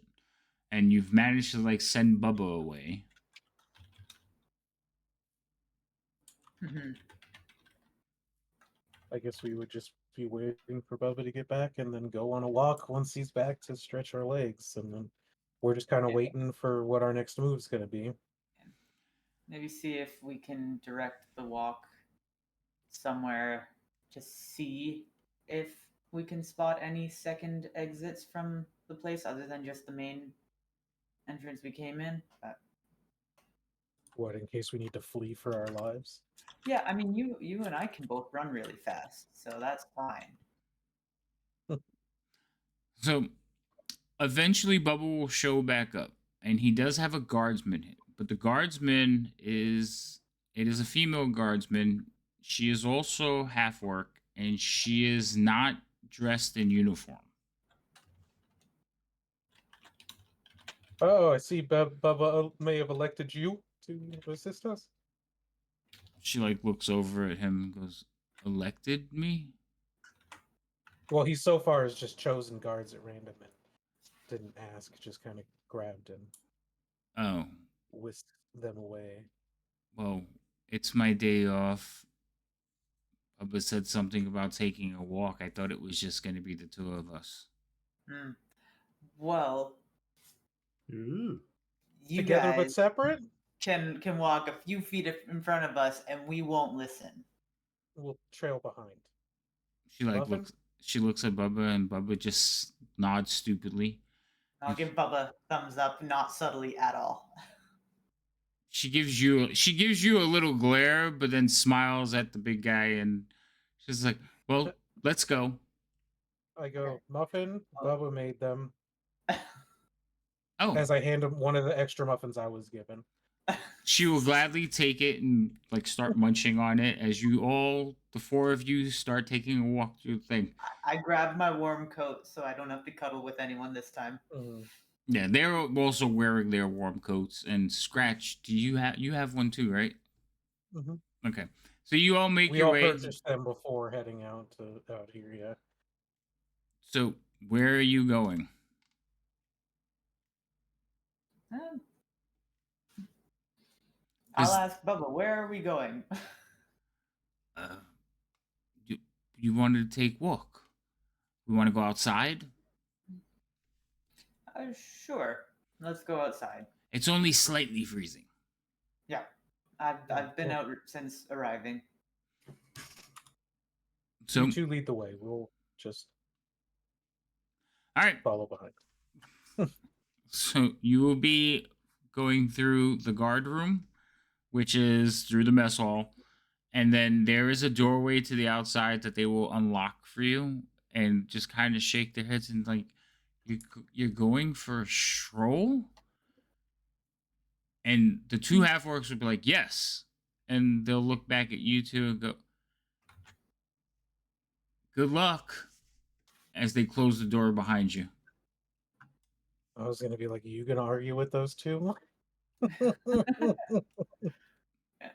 I'll just follow along. But yeah, I'll just follow kind of where they're walking, but try to keep an eye out for any potential backup exits All right. or routes out So if it comes to it. they're just walking around the facility. Yeah. Like they Okay. don't go wandering into the wilds. But you Yeah. do notice at the top of the guards towers, the guards are watching you. Like, what are you doing? And you hear Bubba, we're taking a walk. Out here? On purpose? And I'm just like this, like pointing at him, like and have my hands up in a gesture. Like I'll just keep my jacket wrapped around nice and snug. Yeah. it's one of those things. Like I feel like if I didn't, we would never hear the end of it. So we're just doing it. Yeah. So as you patch each of the towers, you will get similar reactions, similar questions. None of this makes sense, but everybody knows who Bubba is. They know the cat person. So between the two of you, they think this is odd behavior, but not entirely good out amount of the them know norm. me from that walk outside too. What happened? I said a good amount of them know me from that walk where I was in Dax's jacket. Oh yeah, well no, but there's different shifts. So Yeah, yes, some of them know that there's like the promiscuous kitchen cook. It's kind of harder to tell you apart though. Yeah. So you guys will go around and stroll. Now, when you get to the northern side, you're basically at the elevator. So you got to hug the wall of the prison to go around there. But I will take you on a jaunt all the way around, just so you can get a dear the lay of the land. Where's my selection tool? And we're far enough back where our conversations do not cross. And obviously, we hear Bubba when he yells up to the guards, but a low talking voice would not be heard by the other group if we ended up discussing anything, or vice versa. Because Yeah. I don't care to know what they're talking about. Obviously, Unless it's just their plan to kill me. yeah, they're planning to kill you. So they quickly, like, Bubba's talking about how great his new friends are, and she is talking about what they're going to do, you know, when they have children. She's straightforward. Pretty mean, much. How long do orcs generally live? Not that long. Yeah, like they can live longer, but they don't. Also, this is miserable for both of you because the half orcs are larger in stature. They are muscular. They're just trudging through the snow. So you two have to kind of follow in the path behind them, but it's still cold, wet, deep snow, and they're just like nonchalant about it. You two are just like, this sucks. I look at Das at one point. At least our room is going to be very comfortable compared to this. Yeah. Well, just stay in their trail that they're carving out for us, and it's fine. I got snow in my boot though. Yeah. All right. So that is the outside of the prison. You should all be revealed to you now. Meanwhile, me and Nora are sitting in the hospital, going, "I wonder what the others are doing." Right? You know, it can't be as dull and as cold as this, huh? This is miserable. I'm so bored. I am an icicle. All right. I need you two that went for the little stroll outside. Constitution checks, please. Yep. Not check, save. Save. Ooh, are they going to get exhaustion stacks? They keep failing them, they're gonna. Let me know if it was a 1, please. It is not a 1. Okay. All right. So, Desk, you come back. Your hands are numb. Your face is numb. You feel like your nose is going to fall off. Your fingertips ache. Your feet are soaked. You're pretty sure you have frostbite. Okay. Ooh. So like the opposite of what would have happened in real life. Like the opposite of what will happen? What do you mean? The temperatures you've mentioned are like barely more than t-shirt weather. Yes, we're not all Canadian. Yeah. Actually, the temperatures here, so it's negative, I think when I read it, it was negative 18 is the average. Oh, okay. So, Okay. So yeah, it's cold. cold. Enough, but that'd be fine. Yeah. I just look at Dask when we get inside. Are you glad you got to stretch your legs? Don't talk to me right now. I will not stop the next fight that I start with you. I think she needs a trip to the hospital. Yeah, you might actually want to get that checked out if you.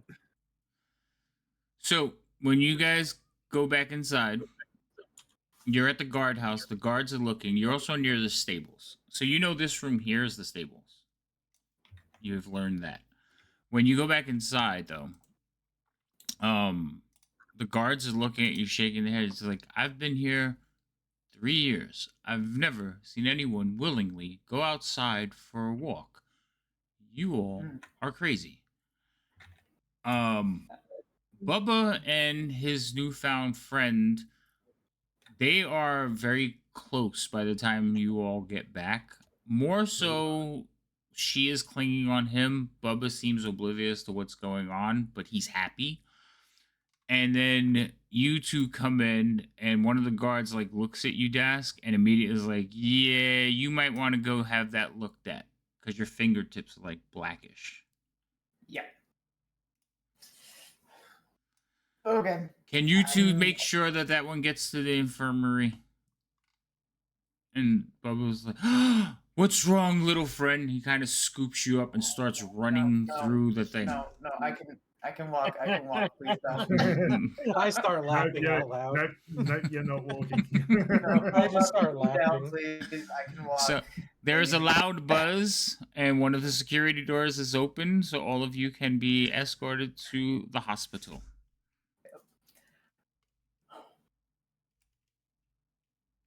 Bubba, put me down. I will. Once we get there, you'll be fine. I Yeah. promise.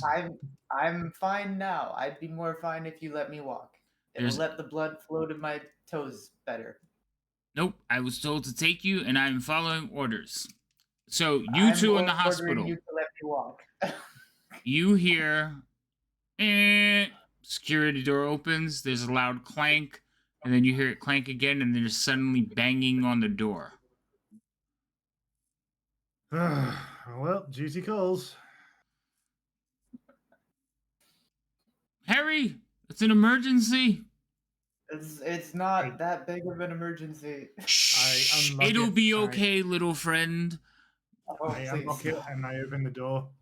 You see Just get him Bubba, to put me down. Bubba carrying Dask. They're all in winter clothes, covered in snow and wet, and they come barging in. So it's Bubba, another half-orc female who is obviously a guard, Dask being carried, and then laughing, Me laughing. smirking, walking in behind them all is Scratch. I Bubba, give them a inquisitive, narrowed-eyed look over the top of my book. Just tell him to put me down, please. he does. He comes in, runs over to one of the beds, places you down, and kind of like holds you. He's like, "It's gonna be okay. It's gonna be okay." And he's like rubbing your head. He's like, "We were outside, and we think she's freezing to deaths." Bubba, you need every time you're gonna say what happens, you need to tone it down like 7 or 8 notches, please. Why don't Not please. Yeah. But it seems like there's a lot of people in here. Why don't, since we're here and they're technically guards, I'll wait till they're done with her. And why don't you show? And I pointed her like asking for a name, like, what is your name? Because it never came across. Ingrid. Ingrid, actually give her a Just show her tour a of good the time kitchen. somewhere. Just show her the kitchen, and you could show her your new room. You could. So when you say new room, she looks over at him like, yes, let's go to the kitchen, Bubba. And she like takes him by the arm. He's like, okay, but what about? She's like, she'll be fine. And she gives him a yank. I'll just yell out behind. Yeah, have fun, you two. Okay, Make good choices. So he like turns, she's leading him out, and she's like, okay, little buddy, be fine. Yep. Interesting. You might want to watch what they. You might want to watch the food when you get back. Who knows We'll what let they. you know what days to not eat. Well, on the plus side, we weren't sleeping on the floor to begin with, so. Yep. Okay, I'm gonna have a look at Dask's condition. Dask is definitely been outside in the snow and the cold temperatures way too long, but it's not death. You're not gonna have to. You're not gonna have to cut anything off. It's What in actually nine hells were you? the cheap clothing that they have provided you has just leaked the dye onto her fingers. Okay, all right. Give me a moment. Do you have soap? I find a metal bowl. We're not boiling my fingers off. No, we're not. No, I'm just going to put some water, and I'm going to cast heat metal on the bowl Okay. to heat up the water to a warm level. I could heat up the water with prestidigitation so you could save a spell slot. Oh, can you heat up water too? Yeah, you chill, warm, or flavor up to 1 cubic foot of non-living material. Yeah. Is that including water? Yeah. Is that including water? Yeah. Oh, okay. Cool. Yeah, you can heat up a drink, cool off a drink, whichever way you want to go with it. I mean, it's not to the point that it's like going to cause damage. It's just like coffee. It could burn you a little bit, but it's not going to kill you. All right. In that case, I'll let you do that then, because that would certainly save me a spell slot. Okay, so you set out some bowls of water and start putting extremities into them to warm them up. Dask, again, you guys see the water start changing colors as the ink starts bleeding into it, changing the color of the water. Every now and then, when I think he's not looking, I'm gonna take my hand out and like scratch. Just Okay, so you keep flicking water at Scratch, who will probably eventually just move away from you. that's fine. That's part of the goal. So I move so that Norin is more so in the way of me between the two of us. So if she tries it, she's gonna get Norin with the water. Okay. Now the four of you are alone in the hospital. Right. So what are we? You obviously you saw her here. Was she still talking to everyone outside?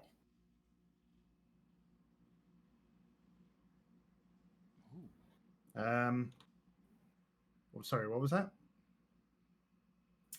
I'm pretty sure when I saw her walking through the hallway, she like uses her tattoos or something to talk to people. I don't know. She says she talks to herself. I'm not entirely sure what it involves, but I have no reason to disbelieve her. Okay. Well, doesn't really matter. But I mean, there is definitely something to those tattoos. There's a lot of dwarven material, but there's a bunch of tattoos on there that don't actually mean anything. I wonder if there's something to them. Okay. I'm just looking over Norin's shoulder. What you reading during this whole? If you look at the pages, the book is blank. I have the most confused look on my face. How long has he been reading this book?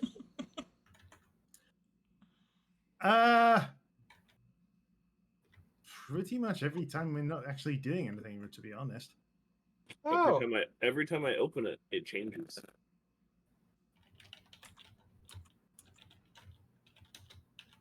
all right. I just kind of sit back and like space myself away from Norin. All right, all right. It's a gift from Kellamvor. It's a warlock thing.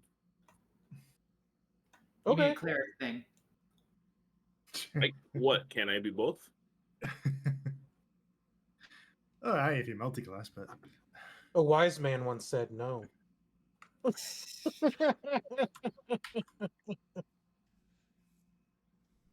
Yeah, I just well, sit back and let him read what appears to be an empty book and just take his word for it and just like, I'll close it, flip it So- upside down, and open it again. so next thing we're gonna have to figure out how to get access to the warden's office. Well, I'm not her number one fan, so as I describe our morning information of what had occurred, and that the warden seems displeased with me at this point, even though not directly stating so. Well, she certainly is interested in my understanding about dwarven elements and stuff. And funny thing, she is possessed by a dwarf, apparently, according to rumor and hearsay. Anyway, What race is she? Human. Mm. So inside every human is a little dwarf. Okay. Oh, cool. that's just hearsay and anti-dwarf propaganda, and I will not be hearing any of that. Thank you. Hey, I'm human. All right, you all are in the hospital together, and you're able to like come up with some plans. Keep role playing. I need to step away for a second. Okay. Hmm. But yeah, I think I can probably certainly have a talk with her, maybe a drink with her. If she's into dwarven culture, she is, and definitely a good drink would certainly be the procedure. That's what I need to warm up. Nice drink. Okay. Well, you're not having any of the medicine or alcohol in this cabinet, all right? No, that's fine.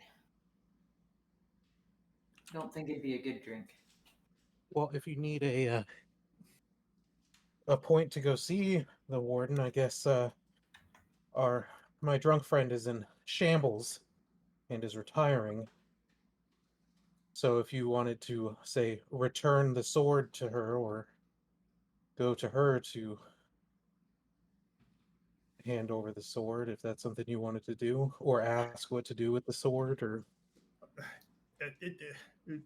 Do we have to return this? It's such a nice sword. well, I guess not, but Can you make like a replica and return that instead? No, I think this sword is made out of a very special material, and as much as I can, craft various metallic items, the value of the items that I can make are only up to the value of 100 gold pieces, and I think this sword might be worth slightly more than that. Then make a And replica by- that's worth less. I mean, the man already attacked me, accusing me of cheating. If he thinks something went wrong with his sword, he dropped that thing in the kitchen, and he's going to attack me for his sword, even though we handed the sword over to the guards.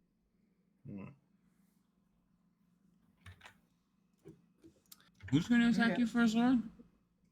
If we If give him the guy gets his sword back and it's not the same sword. it's a Oh. cheap replica. Yeah, he's gonna recognize. Hmm.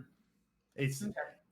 he's definitely going to recognize if it's a cheaper metal, the mithril. Yeah, I go in through a whole blacksmith spiel about the difference between mithril and regular. While he's in deep on that, I start reading over Norin's shoulder because I was just not that interested in the whole lore. I'm just reading over Norin's shoulder. Yeah. And 50 minutes, I finish with it, and that is why we can definitely not make a knockoff version of this sword and pass it off as an imitation. There's a knock at the door, and you heard the security gate. You heard the buzzing.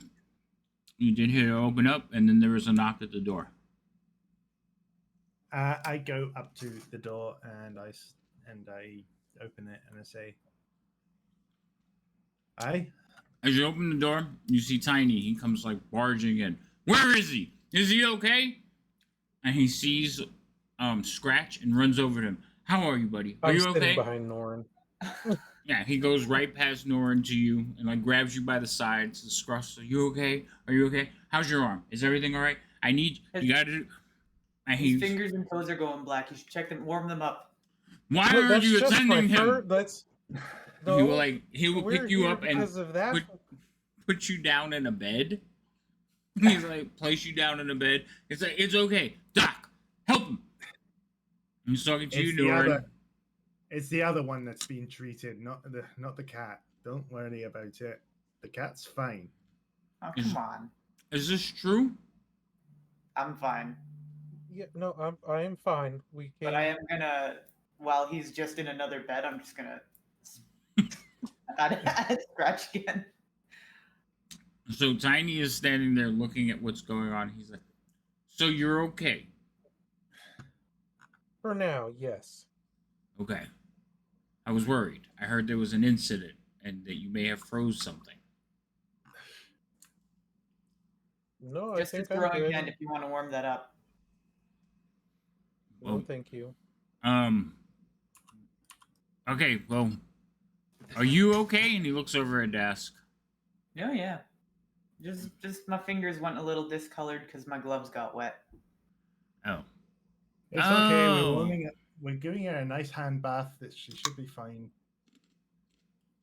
All right, As long well, as she doesn't go outside in the snow again like a crazy lunatic. What the hell were you thinking of doing down there? yeah, Well, he said, why were you outside? Well, Bubba's a hard person to argue with, and I figured walking outside the walls was safer for me than walking inside the walls, given I was just attacked yesterday. You can't let people just, you can't be scared of telling people that what the thing that they're doing is the wrong thing to do. Oh, I'm not afraid of telling them. It's just, overreacting and telling them the wrong way. Okay. And who are you again? I'm Baron. I'm the guard that's been assigned the post of this hospital. This is Norin, the one of your cooks, if I recall. I'm just gonna point to Moran and say doctor, and point to Baron and be like nurse. I know. I'm not a nurse. I'm not a nurse, Lashley. If your guards assigned to protect them, this is my best kitchen staff. Except for that one. He was on my staff. He was really pretty. But anyway, can you make sure they're all right? I gotta go see the warden in a few minutes, and all right. And while you're here, if you're going to see the warden, tell her that if she has any equipment needs working on yet, then I'm happy to visit her office. roll me an insight check. You all can roll it because you're all standing in the room. Nurse Blacksmith MD. Size, there we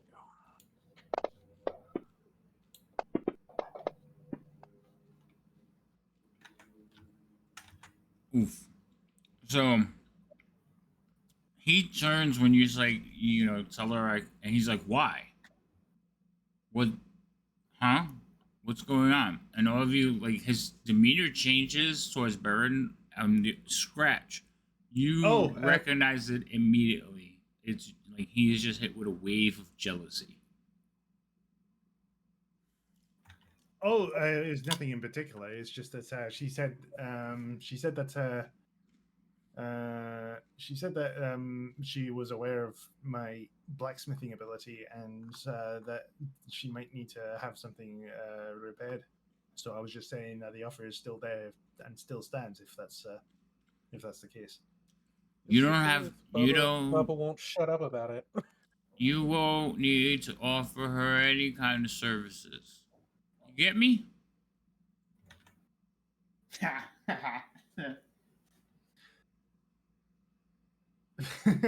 I look at him with a mixture of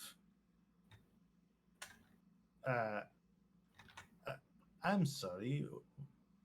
I'm sorry. Did I hit a nerve? It doesn't matter what you hit, you stay away from my Martha.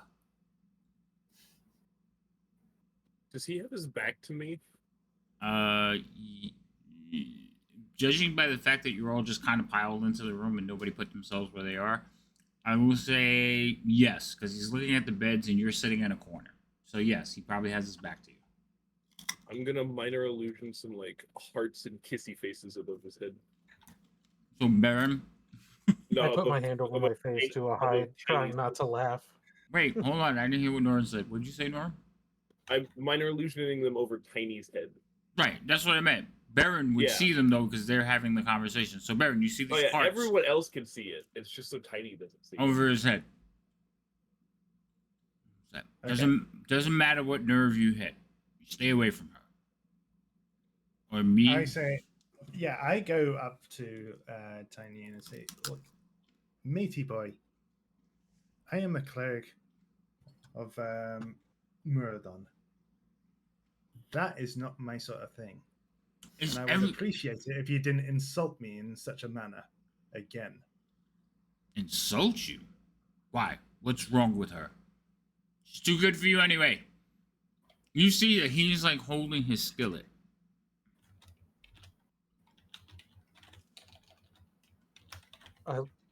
I look I'm gonna- past Tiny at Norn, and I just hold up two fingers and shrug my shoulders. I am. Yeah, I'm kind of. Yeah, I'm looking at Tiny with a bit of. With a distinct look of anger that he would even suggest that I would have some kind of improprietorial thoughts about the warden of this place.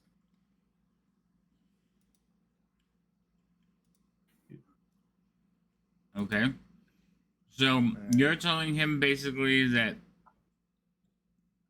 you're insulted that he would even suggest this, and he's just Yeah. looking at you like she is Yeah. a goddess.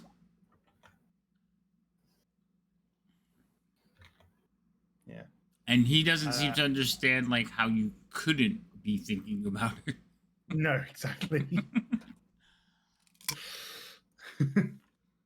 So Everyone yeah, needs to he's see her the same way I do. yeah. So, So But also don't. yeah. but he is holding on to like the skillet that hangs from his waist, like he would a sword almost. Hmm. No aggression in the hospital, please. To try to break the tension. So is the warden mad at me? She seems mad at me. Why would you think that? Because now one of her guards won't work. Well, yeah. I mean, she's a little annoyed, but she's annoyed with the guard, not you. Why would she be mad at you? You're my favorite. I find that comment slightly off-putting, but I'm just like,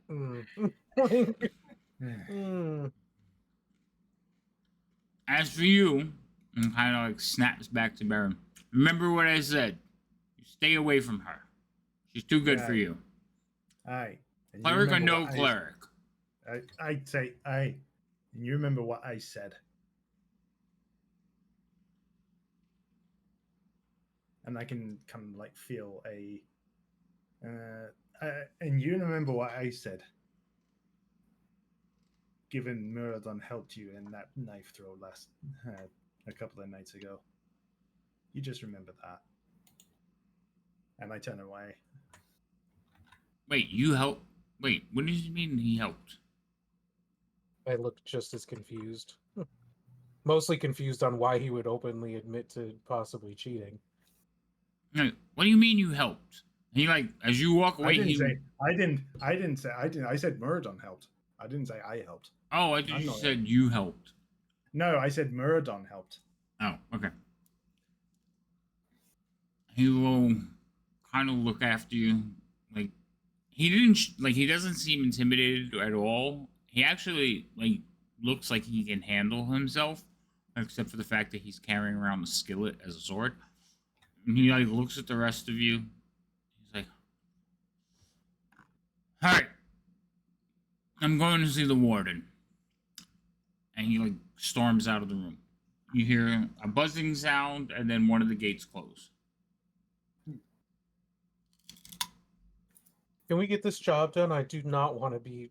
Stop splashing water at me! I do not want to be in that man's kitchen any longer than we have to. I don't think fleeing is an option, but I mean, if we can just get this done so we can leave when our turn is done. Everyone here is so needy. No, I'm actually kind of enjoying this. Ah, that's nice. Like, all right, we need to get access to the warden's office and get that list somehow.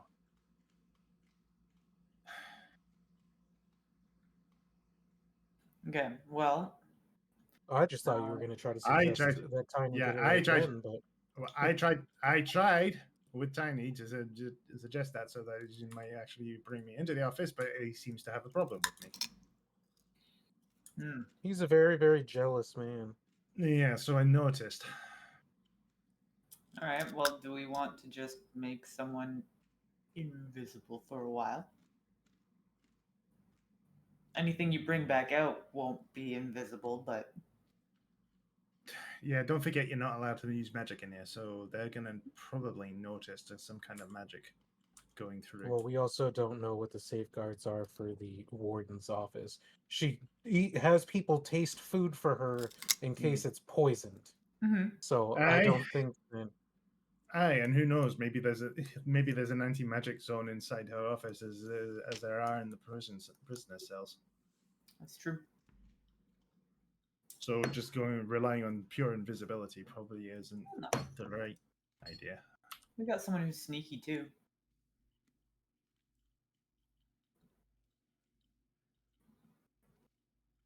Aye, and the warden certainly seems to like you as well.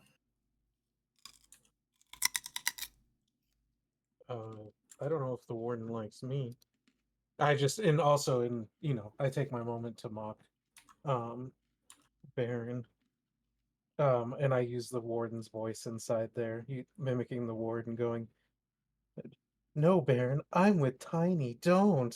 How could you?" Yeah, exactly, Baron. Exactly what equipment were you going to service of hers? Are you here for the servicing, Baron? I look at them and with a pretty nasty eye. I shut up as soon as he looks side like that. I'm just like, all right.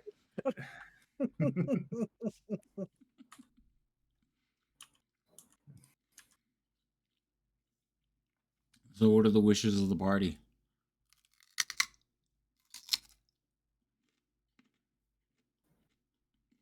We need to find a way to get that ledger. But we So- need to find a way to open up to us.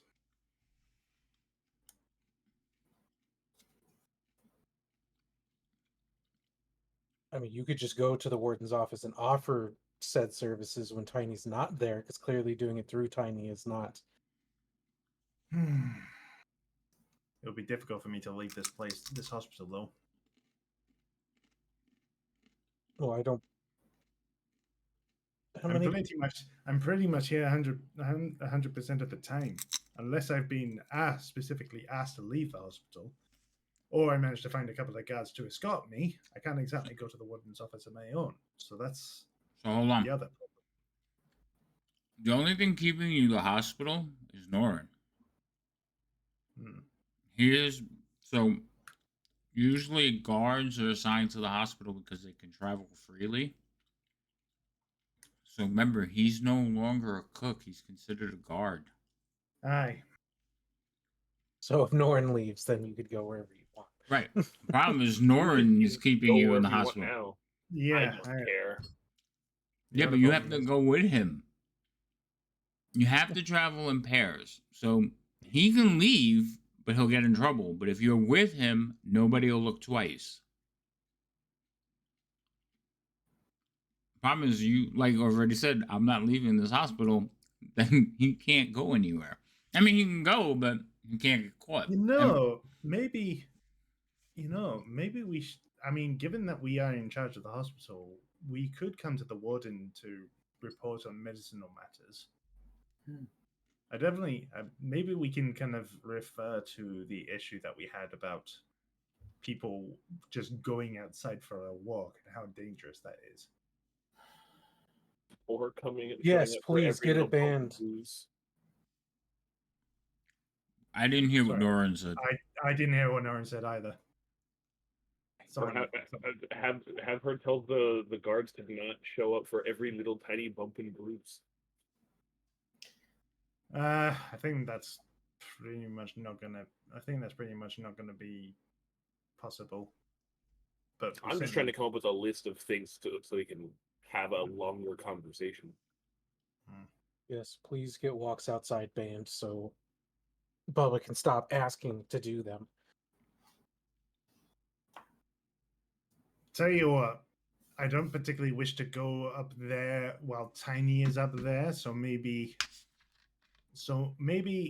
let me know secretly through the sending stone when Tiny is currently in the kitchen, and then Nora and I will go up there. How about that? Okay. I mean, Sure. yeah, but we can definitely do that once you guys take us back to the kitchen.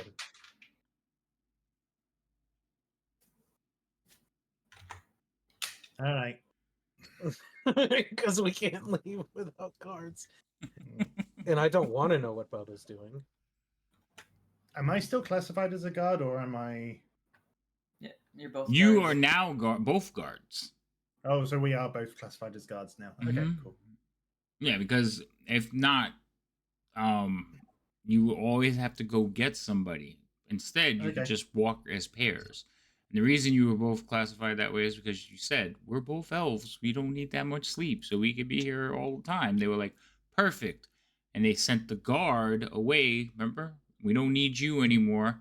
We have him. So that Right. was his promotion right there. The other issue, of course, is that once we do manage to find the list, we've got to go to the. We've got to go to prisoner 13. Give that information to prisoner 13. So that's up to you guys to figure out a way to call her back to the hospital. She did say put something like a cracker in the food next time, and Yeah. then she'll recognize it. Yeah. Right. We Yeah, can you do already that. have that plan. Mhm. So, Right. all right, Let's go back. okay, we'll take you back. We could probably do with some food anyway. It's getting over to lunchtime. Bubba made some muffins. You might want them. I got a pocket muffin. So eventually, you all of you, right? You're all going now. Yeah. Okay. Yeah. You will all go to the mess hall. I made sure to lock the hospital behind me. Good job. So you lock up. You go through the security. You head down to the other security door. Walk into the mess hall.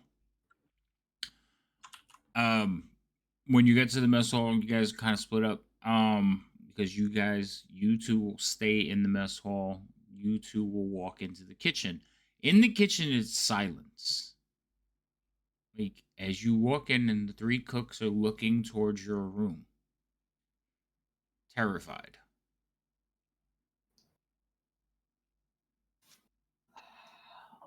Oh, There is just silence, and then the door creaks open, and out walks Ingrid. She kind of like looks at all of you, closes the door, and scurries out of the kitchen. Oh Her my! hair. How? What's the state of her hair? What's the state of her clothes? That's what I'm. She's definitely She look tussled. disheveled. Yeah, she's definitely looks disheveled, and she is definitely doing the walk of shame as she leaves the kitchen and cuts through the mess hall. And you watch as you two watch. She comes through the mess hall and she like casually walks by, grabs somebody who's sitting and eating, and just drags him and his chair down the hall out of the room with her. And dude's Well, they just got like, that in "I'm just common." trying to eat." Oh my! Oh my! Like everybody's still watching as the door like just is closed, and then she doesn't hadn't closed it all the way, so it kind of swings open, and inside you just see Bubba inside in a corner, no armor, no nothing. He has like a blanket the- draped over him, and he has And the a big look. grin on his face. No, well, he has a little bit, but he's more like shocked. He's just like, Aw, he's so simple.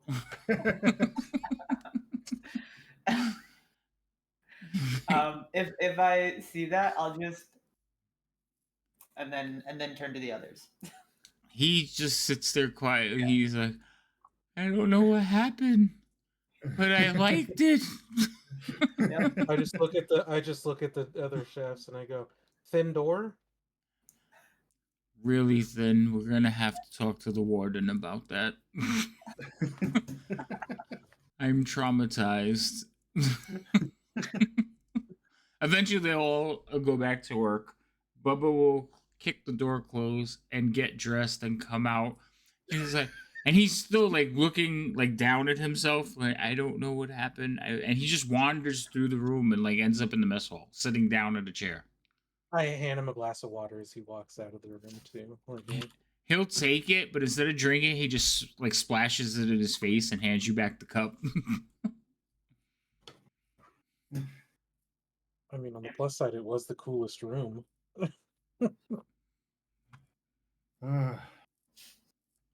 Like one of the cooks is laughing. He's like, "I'm not cleaning it, and I'm not eating anything that comes out of it." He's a pretty thorough cleaner, so he'll probably do that on his own once he's figured himself out. All right, so you two are in the mess, and you see this. You see Bubba like sit down at the table, and he's just like trying to figure it all out in his head. He's quiet, just very quiet. Doesn't look up at anybody. He's actually like facing a wall, just like I don't. What? And then she did that. You two are like watching this from like the door outside the doorway. The two of you are inside the doorway, and the cook's just kind of going back to the thing, but they're complaining about the whole thing. He's like, I don't. Which one of them was squealing? I don't know. Like the guards get all the luck, but why do they got to come here to do it? So that's just what the conversation devolves in as they're complaining about it. Bubba was definitely squealing. It was definitely Bubba. Yeah. And also, he's technically a cook now, but I'd prefer not to have this conversation. So, food will be brought out to Baron and Norin, and you guys can like head back to the hospital. Little while will go by. Tiny will show back up into the kitchen. He looks pleased for an instant as you watch as one of the cooks is like whispering in his ear, and you could see the happiness just leave his face as he's like, "What?" And he goes like throws the door open. And he's like, "Papa, Papa!" Hell, he like turned. Bubba never shows up. He goes running outside. He's like, "Did you? Did you?" Did you? Bubba's As like, everyone's paying attention to that, I step to the side and grab the sending stone and go, "Oh, Tiny's gonna be busy for a bit." so He's back and busy. right, and so he's just like going in, and he like can't get it out. He can't like get himself to say it, and Bubba's just standing in front of him. I did. I really did. It's like, get over here. And he will grab him by his ear and yank him into the thing. You're clean every bit of it. Every bit of it. And he's just yelling at him as he throws him into the cooler. He's like, this is not for that. The warden's going to hear about this, but not until you clean every ounce. There better be no little ogres or orcs on my food. All So right. this is the chaos that's in the kitchen now. Well done, Desk. Part-time some part in this matchmaker. plan. All right. So you two have gotten the message. He's back and he's going to be busy. Okay. I think that's our cue, Nora. Norton's like, I don't want to go. Norton? You caught my trip out of me. I'm just gonna be a couple seconds filling my water. Okay. Norton, you're still here, right? Yes, I see you. Okay. He's so quiet. I mean, I'm dead. Are you dead? I mean, almost. I You just checked and right. He's in the book. I cast Cure Wounds to stabilize him. It doesn't work on undead. Nothing happens. You know, that reminds me of the old editions where cure spells on undead actually harmed them. Yeah, you had to use them to harm them. It did the opposite. And necrotic damage healed them. Mm-hmm. Yes, if you cast necrotic damage at them, they would get healed. Yeah. Sometimes you wish you go back to those days on occasion. I do miss some of the rules. Like one of my favorites is so skeletons took only half damage from like slashing or piercing weapons. So like shooting an arrow, you only did half damage, but bludgeoning did max damage, or not max. Yeah, full damage. I know skeletons bludgeoning damage does. They're vulnerable to bludgeoning damage in 5th edition, but it doesn't take anything away. There's a lot of things that you can gain bonuses in 5th edition. There's a lot less negatives. They've taken a lot of the negatives away. Yeah. That's so. All right. Anyway, I say stop reading that book. Come on. Let's go to the warden's office. I will get up and follow, but we'll keep reading the book anyway. So the two of you head up, and so the warden's office, is through the hub. So you have to go through the observation hub. The observation hub is a room that's just basically narrow glass all the way around so the guards can look out towards the cells. Above the observation hub is the barracks. So you will pass through the barracks as well. And then you will pass into basically, which is like the parole chamber. So there's a curved table in this room. And there's two doors off of it. In the room, there is a large curved table, several chairs. There is an odd number of chairs. One of them is in the center. And then there's some windows behind them. The window, well, they used to be windows. They're sort of bricked up now.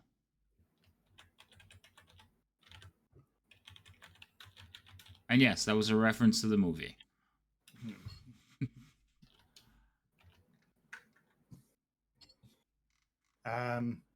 So we're at the warden's office's door, right?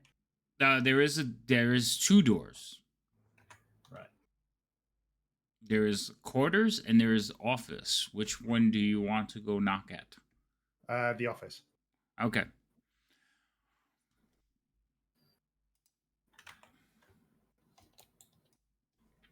So there's no answer at the office.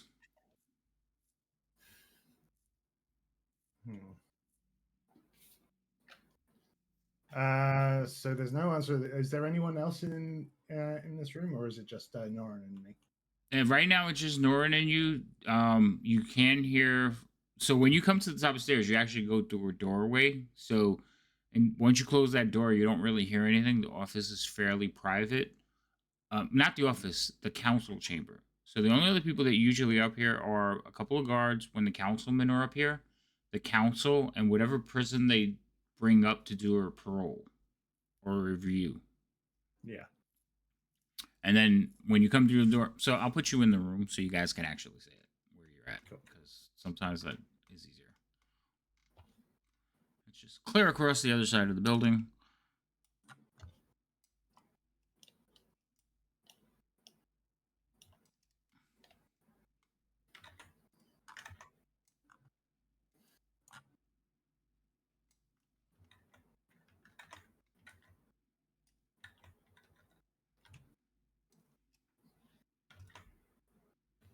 Okay, so you guys are in this room.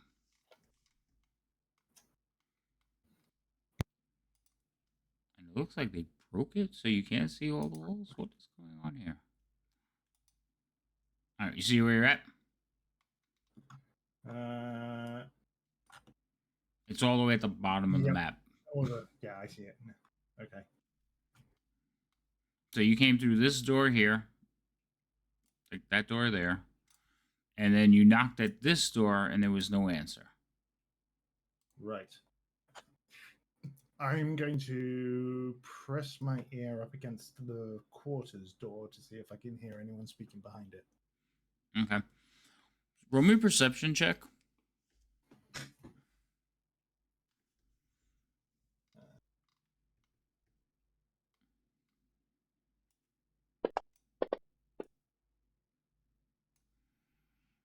All right. So you hear quiet humming coming from inside.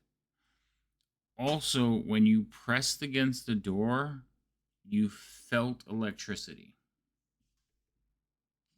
Like you can hear the hum of electricity, and your hair stood on end.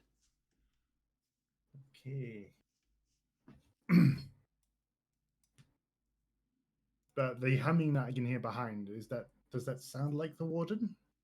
Yes, it's definitely her voice, or a female voice. I shouldn't say it's definitely her voice because she's just. Can I tell what she's humming?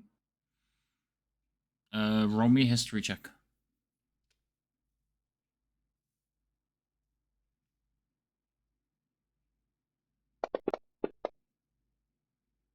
No, you've never heard it before. Okay. Well, she's definitely in the quarters. She's not in her office, though.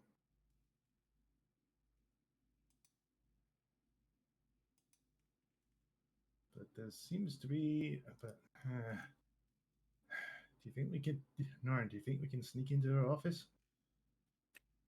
We could certainly try. I could make one of us invisible, or I could make it to where no sound can happen. So Maybe you should.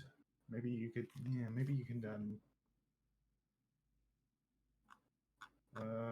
What's the range on that? Making no sound happen.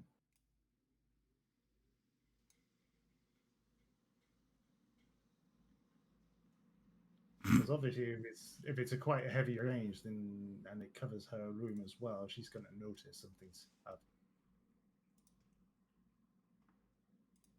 He's checking. it is a 20-foot radius sphere. What's the radius of this area that we're in? The room you're in. Well, I mean the tower that we're in. So basically, they're 5-foot squares. So The 5 foot. Okay, so if you here, you said it's 20-foot radius.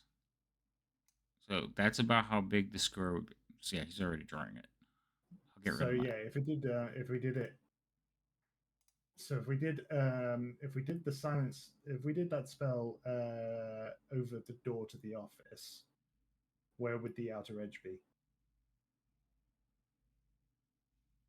No, that's not the door to the office, is it? That's the door to the stairway. Right. The office is the lower door. The lower door, okay. Yeah. So if I centered it there, it would cover it that much. I would still go into her office, I think. If she walked into that area, then she would know something's up. So maybe move it down a bit.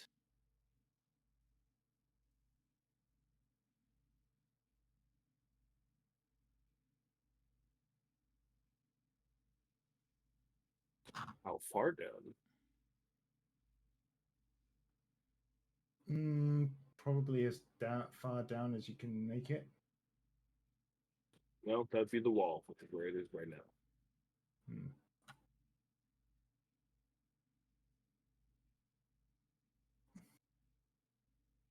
I think that would probably be the best suggestion.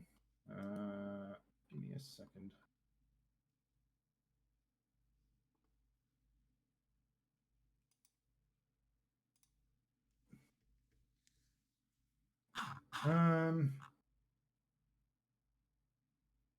Just checking the spell quickly.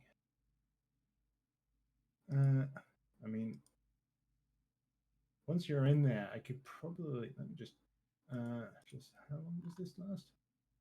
Sorry, I'm just looking at the guidance cantrip.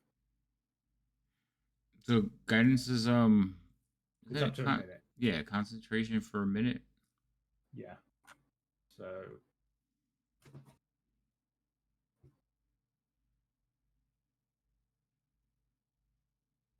so yeah, if you go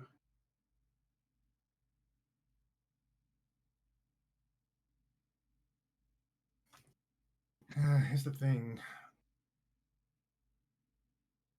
Yeah, you wouldn't happen to be skilled with certain tools, would you?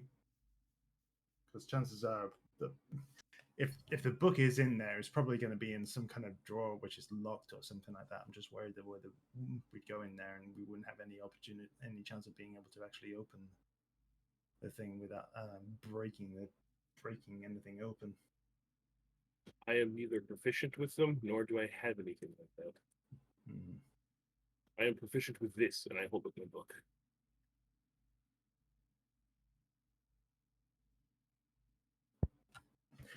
Yeah, I'm just worried that sending you in straight away is going to be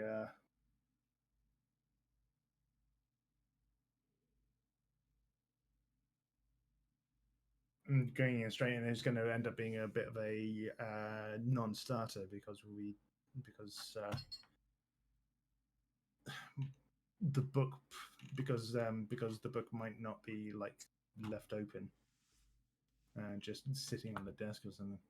I suppose we could definitely have a look around to see where it might be.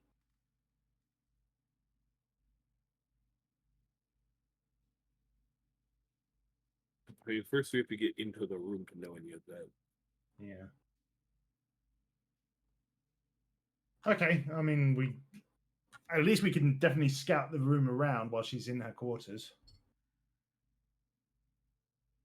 And then maybe then we can knock on the door and just say hi and refer the situation and stuff.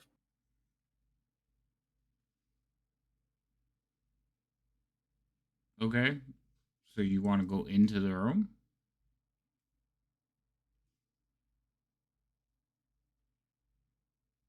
No. Am I going first? I thought you were gonna. Are you gonna cast the spell or are you gonna leave it? Sure, I'll cast silence. Mark off Okay. one of my spell slots. All right. So you cast the spell. You know the spell is up, but there is no indication that it's up until you walk into it, and then everything just goes dark. Not dark, but like silent. You hear nothing. I try speaking, and does anything come out of my mouth? Nope.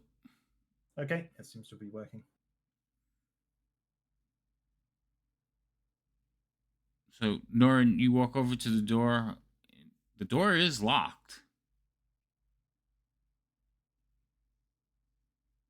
Is there a keyhole? You do see, yes, there is a keyhole. It is much like the other doors that you have, like, seen throughout this place, except it does not have the hole in it where you can look through. It is solid.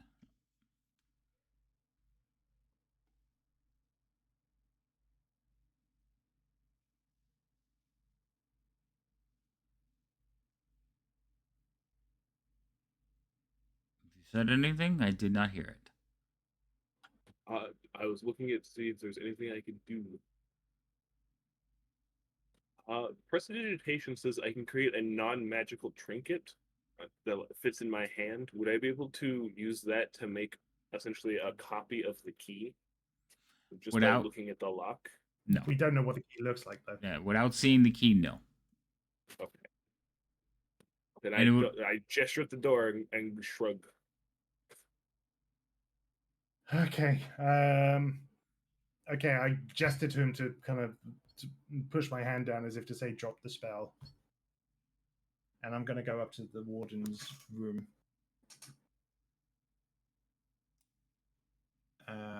do you drop the spell?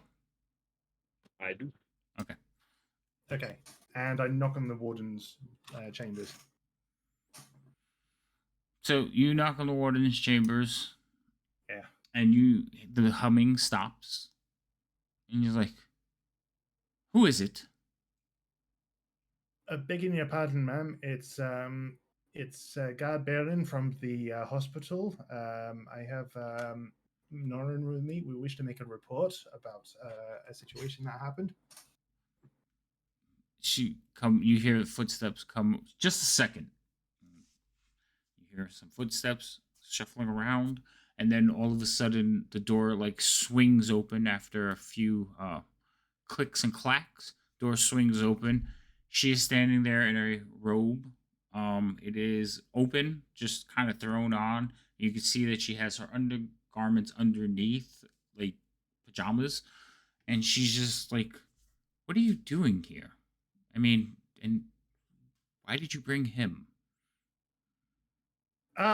Well, we had a bit of a situation occur where a couple of guards seemed to take it upon themselves to take a couple of the cooks and go outside for a walk, causing one of the cooks to suffer from a pretty serious case of frostbite. Why would what imbecile went outside? That's what I was wondering, but I was kind of wondering if maybe we could probably discuss procedures with to make sure that this kind of thing doesn't happen again, because we don't exactly want everyone going into the hospital to deal with frostbite due to seriously stupid situations, man. So she is going to actually push you out into the room and close the room, like her door behind her.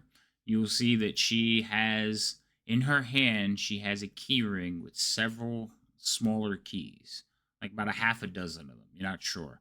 And she turns to close the door and locks it. She says, "This is most irregular, but since you are my new physician, I'll indulge you. Have a seat." And she walks around the table to sit in the center chair. Oh, so are we going into in the warden's office now? Nope. She just goes and sits at one of the table in the parole. Oh, in this room now. Mm-hmm. Okay. So, explain your situation. First off, why is anyone going outside in this weather? And she kind of like turns to look out the window and thinks about it for a second, and then turns back frustrated. That's why I kind of want to know, sir, but no, madam. But the funny thing is that everybody here is kind of pretty cooped up. So I suppose from a mental standpoint, being cooped up into this tower from a guard and cook's perspective without being able to go outside probably can cause people to do some pretty silly things. Well, this is why we have a shift rotation and we send them back to Luskin so that they can take a break. We don't keep anyone here overly long. Yes, this place is horrible for most people. It takes a certain type of individual. Are you that type of individual, Baron? Oh, I'm definitely not the type that would just go outside willy nilly if the weather is so foul as it is out here. No, I meant the type to endure long stays in the tower. I am certainly, and I'm sure my buddy here, my new buddy here, begging your pardon, the physician here is certainly would. She barely like glances in his direction. She says, "Yes, yes." But can I count on you to be around as long as I need you? I can certainly be around as long as you need me. Within certain reason, of course, as long as I do my full shift. Yes, your full shift.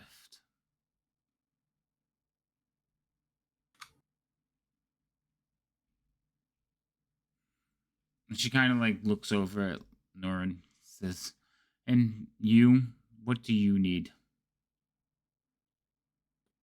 I came with him because the rules said that you had to travel in pairs. So I came with him. There were currently no patients. She smiles a little bit and she says, "I understand, but that rule only is applied to where prisoners may be. You did notice the barracks and the security center downstairs, yes?" I'll shake my head because I did not, because I didn't pay attention. Well, it's a good thing you're a cleric. You can wait downstairs. Me and Baron have some things to discuss.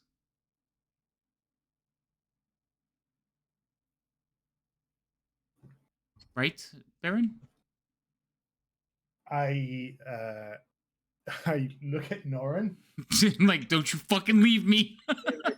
in a sort of, okay, I'm officially getting kind of scared, but I think this is probably going to be an opportunity we can't miss on. So, so yeah, I look at Norin with a slightly scared look, but I kind of nod as if to say, "I'll be fine."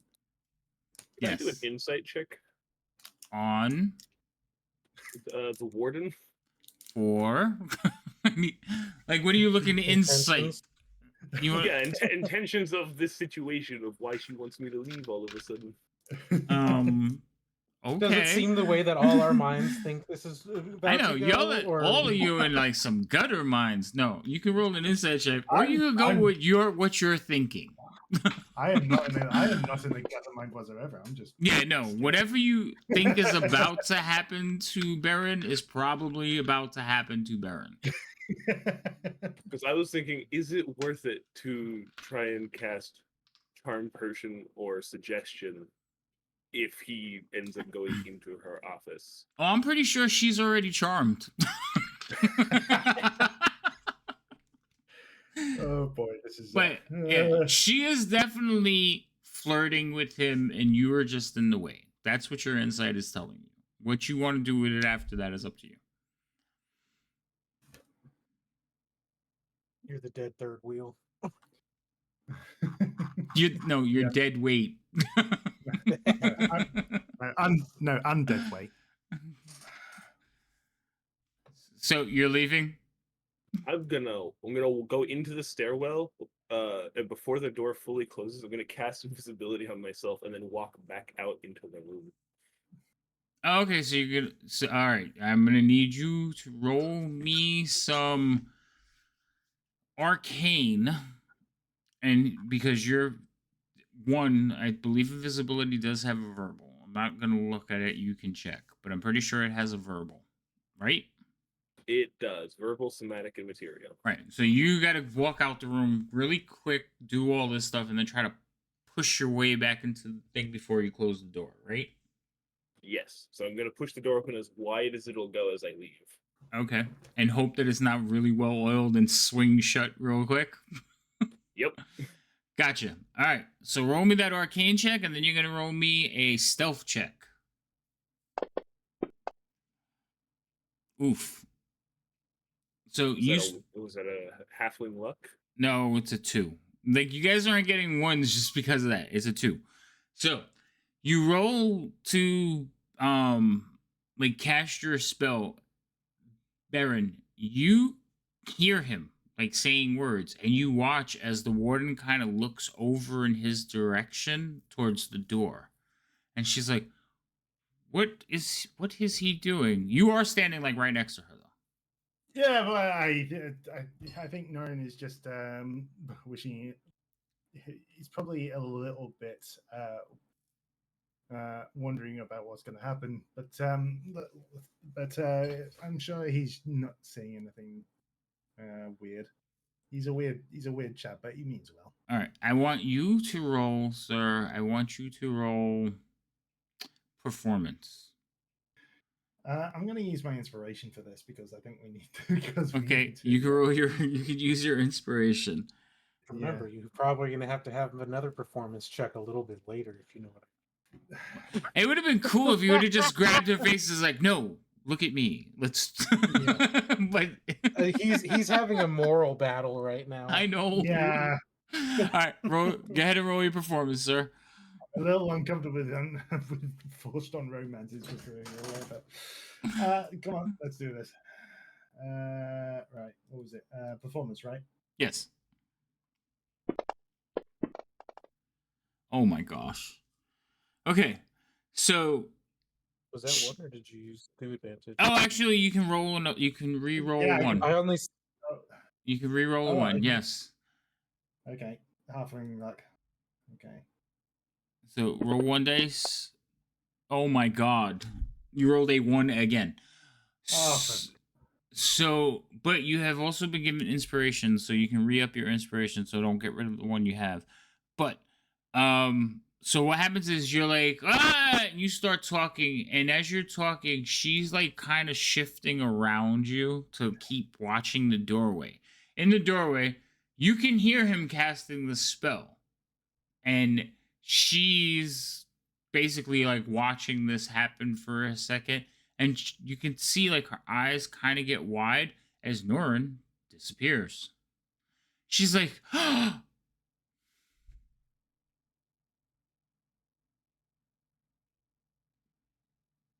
would you like to roll initiatives, or do you want to try something really quickly? Yeah. I'm not in the middle of it. I can think of two ways out of this right now. Okay. I can think of one. I got two that don't involve combat. Yeah, I'm trying to figure out what spells I can do, but Why are you giving him two inspirations, Weasel? One was for Norin. Oh, I'm sorry. Yes, Norin, you got one too. I'm sorry. yeah. Great. There's Thank a you. type of there's a type of spell she's very susceptible to there, Baron. I'm just saying. Okay, so Yeah, I'm just not very comfortable with that sort of thing. No, that's fine. Yeah. that's fine. So, she is going to like look over towards the door. Now, you don't have to like. Would your character just kind of grab her and really try to get her attention using that stuff, or no? If you say no, then we'll work around it. No, I'm definitely not the type of character that would grab the warden. Okay. So she is going to inhale and like look at you and he just disappeared. Like something's wrong. I must put the like I must put the prison on high alert. Not last, maybe look, last, he's a bit weird. He probably was a little bit uncomfortable. He's not really a guard, he's a cook. He's probably a little bit uncomfortable being by himself. So I don't know. Maybe he booked it to quickly and just and it looked like it disappeared. Roll me a persuasion check. Okay. Inspiration again because I think we're gonna need it. Okay. But if the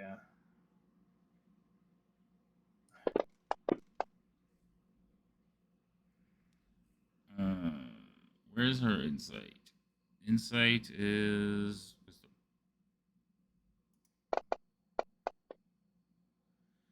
So she's looking at you, and like when you start talking to her, you kind of like see there is a little bit of like he's so handsome, but she kind of looks towards the door, And while she's like looking at you and looking towards the door, you see her like lift up her hand and start speaking in language you don't recognize. Okay. How about we discuss this later in the stuff in your office?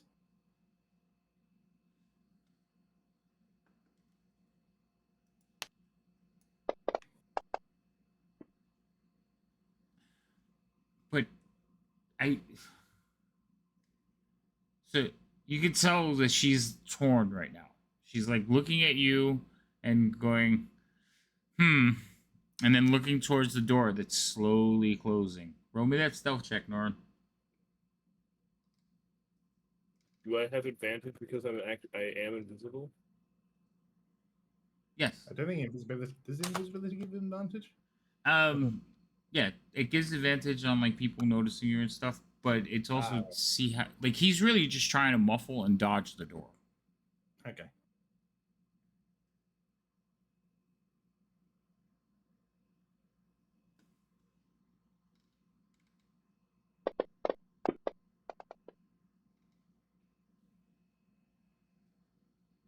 All right, so the door swings shut with a click. She like looks at you, forgetting like she has her hand up in the air, and you can see like magic swirling around it as she's like saying words, and then she finishes and just kind of like it interrupts. You watch as the magic fades. She's like, "Yes, my office. Yes, he was strange. I should have come this way." And she like walks to the office. She she gets like right there. She Can I pull just ask how old does the warden look again? the warden. She's in middle age-ish, maybe Right. like 30s, like mid 30s. Okay. She's not ancient. No. Um, they didn't give like a major description of her. They just basically a human. She's like a couple years older than me. She wears red robes, gold trim. She has a ring, keys, but they don't really give a description of what she looks like. In fact, her token is just an M, which sometimes I'm sad about that. Hmm. Anyway, so she will go, and that same ring that she's been holding in her hand, she will pick it up, fiddle through a couple of keys, and open the office door. Inside the office is a simple, like, one desk and a chair. And then there's a chair facing it. So it's like one person can talk at the desk. That's why she sat at the table, because there was too many of you before. I don't know whether anyone saw the film Ocean's 13, but this is giving me the vibes of when Matt Damon's character is basically flirting with guy, the assistant. Yeah. And he's like not good at it. He's got that big nose, and he's got that big nose. So yes, you go in. She will take a seat, and she will like tell you to sit. Just, you can see though she keeps looking up at the door. Oh, she will after you come in close this door. Okay.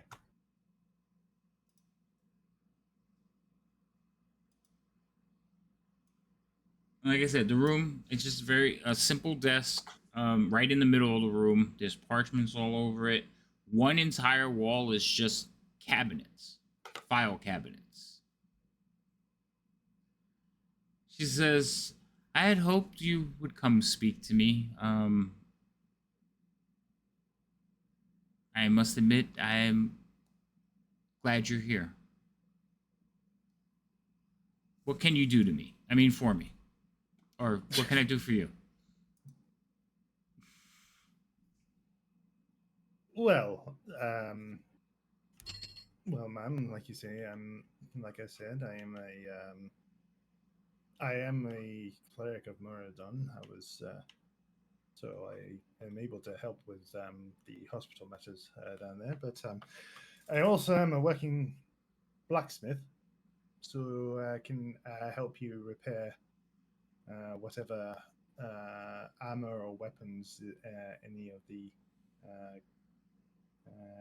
the guards here or you yourself possibly need. I'm also good at with a bit of delicate mending. Mending. Hmm. Hmm. Well, a good blacksmith is always a boon. We are on the edge of society in the civilized lands in the middle of wasteland, so we don't always get perfect shipments. So that, as I said before, would be very beneficial. As far as helping in the hospital, cleric is rather useful, though I think you are overqualified. She kind of looks you up and down hungrily at that. She says, as far as mending, perhaps you can help me. And she kind of comes around the desk and sits in front of you. She said, and she like opens her robe, and you can see like she's one of her like a short like skirt short. She says, I have this little tear here, and she's like pointing at her thigh just above the hem. She says, do you think you could help with that? I kind of do my best mending after a drink. I don't suppose you happen to have any alcohol up here, do you? Well, I'm Baron. Let me be quite frank with you. She kind of like leans forward and looks at you. She says, I'm getting mixed signals. Are you here for work or are you here for other activities? Oh, I'm here for work. Obviously, I mean, She seems very disappointed. I came here as a guard. Well, I say work, but I kind of,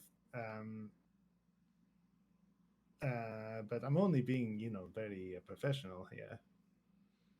But if you require me to do anything else, then I can certainly help you on that score. Oh, I love a man who can take orders. She says, very well then. Perhaps we should go to my quarters. I have drinks in there. Very well. I'd be happy to come to your quarters then. Wonderful. This way. And she will like head towards the door and head out. Okay.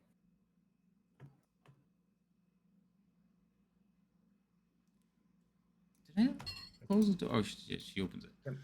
So she will walk by. Norin, you see her walking by happily. Can I just say I probably need a stiff drink here as well as a player as well as a character? Sorry.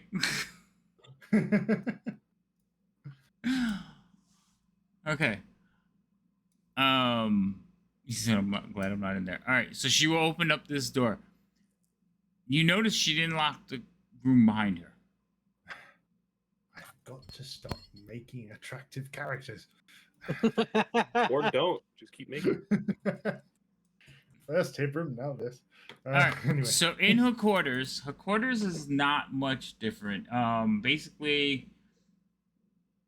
Oh, also when she opens the door, you hear her whisper a word. So you do note that when she goes in. But her room is. It also has a functioning desk, not quite as big. There is a table in here. Not a table, a bed, a dresser. There's a little privacy screen. The bed is like already kind of like tossed. And then she will come in and she says, "Lock the door." And Yes, ma'am. she tosses you the keychain. Okay. I lock the door, but I keep the keys inside the lock. Okay. And she will go. She will go sit on the edge of the bed.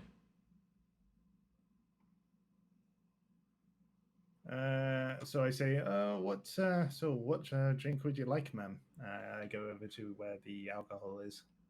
Yeah. So you see it. It's a little like wet bar. She'll point over and she says, "Surprise me." Okay. Okay, I will make a. I'll definitely make a dwarven style cocktail. Okay. So Also, one of the also known as, which is basically known as a steel bottom, which is basically a shot of overproof rum with a topped up with lager. nice. So, while you're looking around, like I said, there's a desk, there's a chair, there's a bed, there's a dresser, and there is this locked box, like a foot locker near the edge of the bed. She's sitting basically on the foot of the bed, looking at you while you make the drink. Okay. Um. Okay. So she watches you as you make the drink. Norin, are you doing anything? Or are you just kind of watching them walk back and forth? After they came out of the bottom room, I'm gonna go to the door, but I noticed that she didn't lock it. Okay. So you open up the door. It is unlocked. I'm going to very carefully walk in. Okay. You walk into the room. You see the same thing: large desk, writing implements, stacks of paper, and a wall full of cabinets, like file cabinets. Anything that looks like the ledger with a list of inmate names? Roll me an investigation check. I'm going to use one of my inspirations for this. Inspiration dump. Well, you didn't click on it, but that's one. Roll I again. didn't. Yeah, roll again. Okay.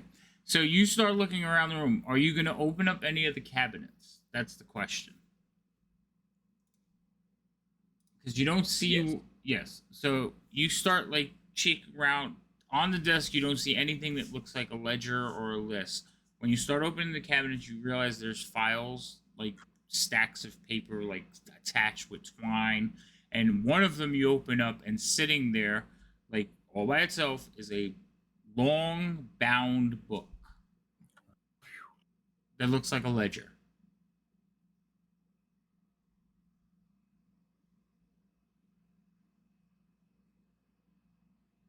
I'm going to very carefully poke it before I pick it up. Give it a poke. It's leather. It's hard. I'll pick it up and open it. All right. You scan through the book, turn a couple of pages, and you do realize this is a book filled with basically prisoner numbers, prisoner names, dates of like incarceration, the crime that they committed, dates of release, if any, how long they've been here. Well, no, behavior, but it is a list of all the current prisoners. Well, all the prisoners that have come through here. But there is a simple list on one of the that keeps being changed. You can tell that it's the running list of the active prisoners. I'm going to turn to the most recent page or pages. Okay. And then I'm going to copy the names into my own book that I've been reading from onto some empty pages in that. So you're gonna They copy. were all empty. Wait, Or say better. that. What was that guess? I said I thought they were all empty. To other people, they're all empty. Not to me. He could see him. All right, so you're gonna go through and start copying everything. Yeah. Okay. All right. So you start copying the information that's in the book and you start jotting it down. This is going to take you a little bit because remember I said there was how many prisoners here? Like 19? No, it was less than that. There was only a handful. No, it was like double digits, but it wasn't like 100 or 99. I think it was like between 19 and 12, somewhere in that range. But you will copy down the names that you need to copy down. So, Baron, tell me exactly what you're going to do. So I will tell you what she is, like how, basically what she's willing and looking for. So, she will indulge you in a few drinks, and Yep. she's pretty easy. So you tell me how you're going to get Baron out of this. Well, And you got I about I 20 am going minutes to. because he's taking Okay. a Well, while. first I'm going to do what I first I'm going to do what she asked me to do and help her repair her robe Okay. while she's still wearing it. Okay. Um, Roman, and I wait, and real as quick. I am Wait, hold on. While you're doing that repair, right? She seems very into it. She's very like open with her body and stuff. But you do notice something. I want you. Well, I'm not gonna make you roll it because your passives are pretty high. So you do notice that she has a tattoo, and it is of a harp. there's a very nice tattoo there, Lassie. She kind of looks and she says, "Yeah, I got it when I was young and dumb. Please continue." Okay. What were you doing when you were young and dumb? And as I'm kind of repairing, kind of looking at the robe and kind of, I am casting a spell. Um, I'm actually casting two spells in quick succession, but to make it kind of sound like I'm casting one spell. Mm-hmm. First, I'm casting protection from poison on myself Okay. to help with the potential alcoholic problems. Fair. To keep my head clear. And then secondly, I am casting mending on this robe. Okay. So again, the position of the rip is not comfortable for most people. So she's not really she's paying attention to you, but she's not paying attention to what you're doing because she's more like thrilled about what you're doing. That makes sense. So Yeah. you're able to get both the spells out without too much of an issue. Yeah. Um, and then she'll look. She's wonderful. So what were you doing when you were young and dumb? Oh, I ran with a group of individuals, and it's not much to tell. You know how youngsters are. Eh? Anyone in particular that you had a fancy to? Right now, I can't think of anyone. She just leans her face towards yours. Hmm. Well, I think this robe is pretty repaired. Shall we? Let's take another drink, and I get another steel bottom ready. Okay, so you basically try to keep her getting drunk. You're gonna try to get her drunk, Yeah, I'm kind of. and not yourself. I'm trying to keep myself as clear as possible. Okay. So if you keep setting drinks in front of her, she will keep drinking them. But as you give more, the more drinks you put in front of her, the angrier she's going to get. Okay. So I do one more drink, and then. So, lass, is there anything else you require me to do? I thought you'd never ask, but hold on, I gotta roll some Constitution checks. So I want you to roll either deception or persuasion to basically keep avoiding her and keep trying to just give her here, have another drink kind of thing. So I want you to roll a couple of those. Go ahead and roll whatever one you're going to do, and I'll tell you whether you have to keep going or not. Okay? Okay. All right. So every time you get a good success, you can do it a little bit longer. The minute you fail, that's it. So that's the number of. Okay. Yeah. She drinks another. Keep going.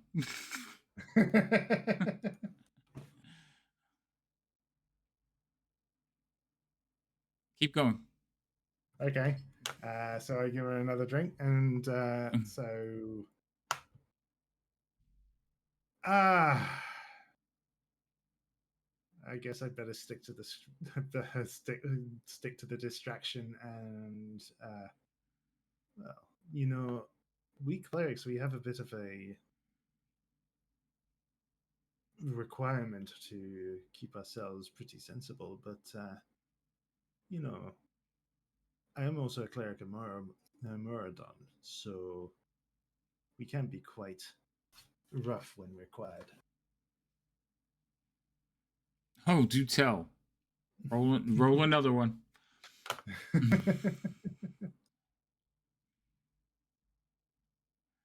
Baron, you also have another inspiration because you might need it.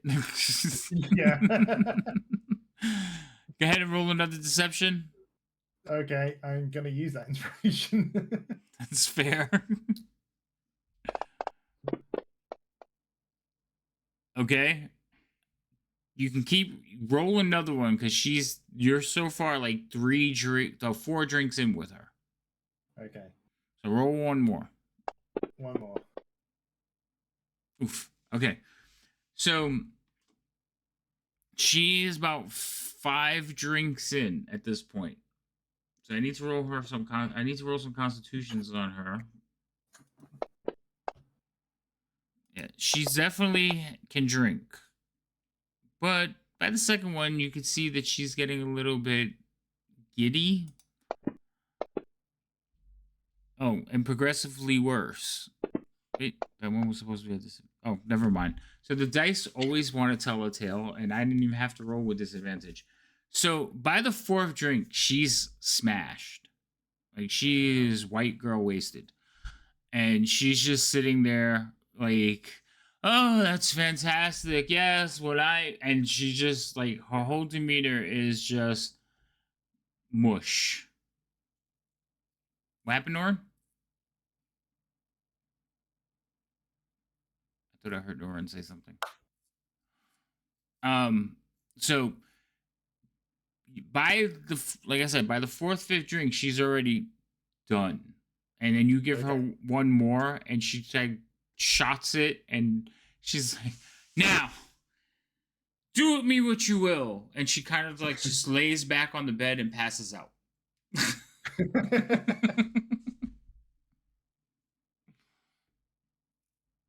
Okay.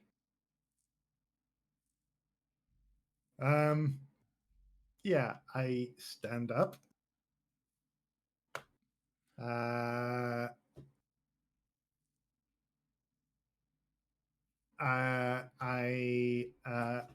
walk over to the door. I unlock it. And I open the door. I go over to where Norin is. I say, Norin, have you found something yet? Yeah, I'm almost done. All right. Well, she's currently asleep at the moment. I'm gonna. She might be dead. Yeah, I'm gonna go over to there. I'm going to go over there. She's currently asleep. And let me just.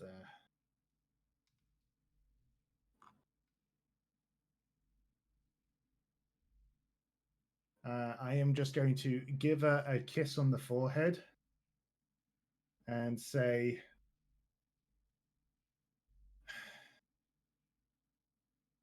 someone here who is quite smitten with you, lass. Maybe you should try giving him a chance. And I walk out the door. Okay. She mumbles something and like turns over like on her side.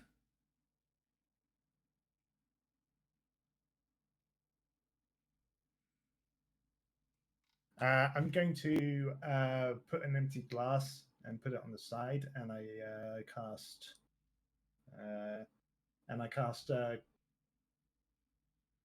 create water and leave a glass of water on the side.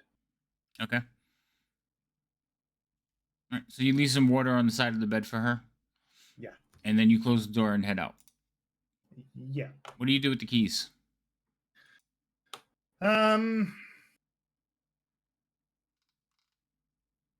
I will put them to the side before I head out. Actually, well, no. I go to Norin and say, Hey, quick question. I got the keys. Is there anything that you need to do with these keys? Or Not that I know of. I think I got the book we needed here. Got it all copied down. cool. All right. I just look at the keys. If there's keys, obviously for the room and maybe her office and things. But are there? Can I kind of figure out what the other keys might be for? You think one of them is for the chest in her room? You think one of them is for like a master key for most of the doors in the prison, and you think one of them is a desk key.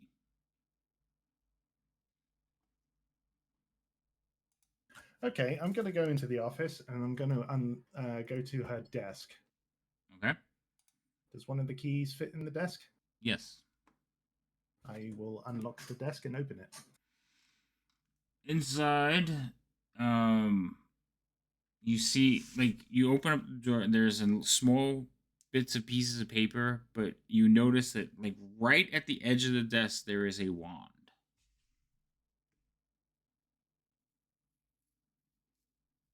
Ooh. Okay.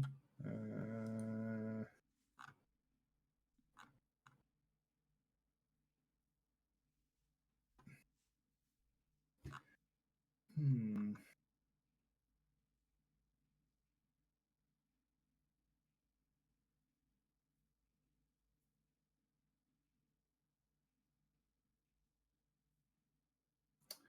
Okay. You're not there. Stop it.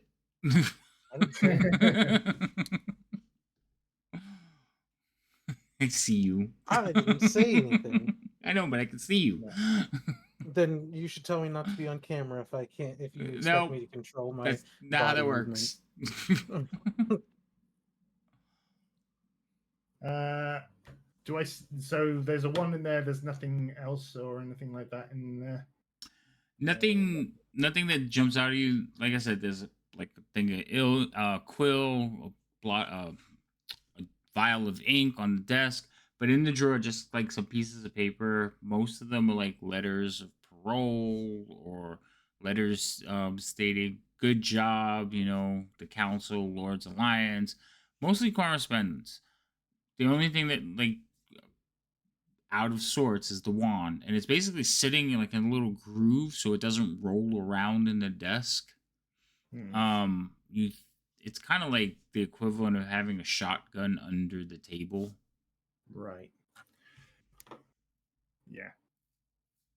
Or a. Yeah. Okay. I will leave the wand alone. I think taking it would probably cause problems. Okay. That I don't really want. All right. So other than that, just like I said, correspondence and papers. Okay. Are you done yet, Norn? Yeah, about this time, he's like on the last couple of things. You write him off, finish, and then what? I put the book back and close it, all of the drawers exactly like they were. Make sure nothing looks like it was disturbed. Hang on. Does the wand look metal at all? Does the wand have metal at all? Yeah, does it look like there's any metal element on the wand? I don't think so. Hold on. Okay, so I can't make a replica of it then. No, it's carved out of ebony. Right. Yeah, not really my thing. Okay. Actually, no. Wait. What am I saying? I could just make a one that is metal and it just looks like the kind of one. You can make a metal, yeah, you can make a metal replica, I guess. Yeah. But it's so ebony is like a type of wood that it's not gonna have the same feel, but it would look a lot like it. Mm.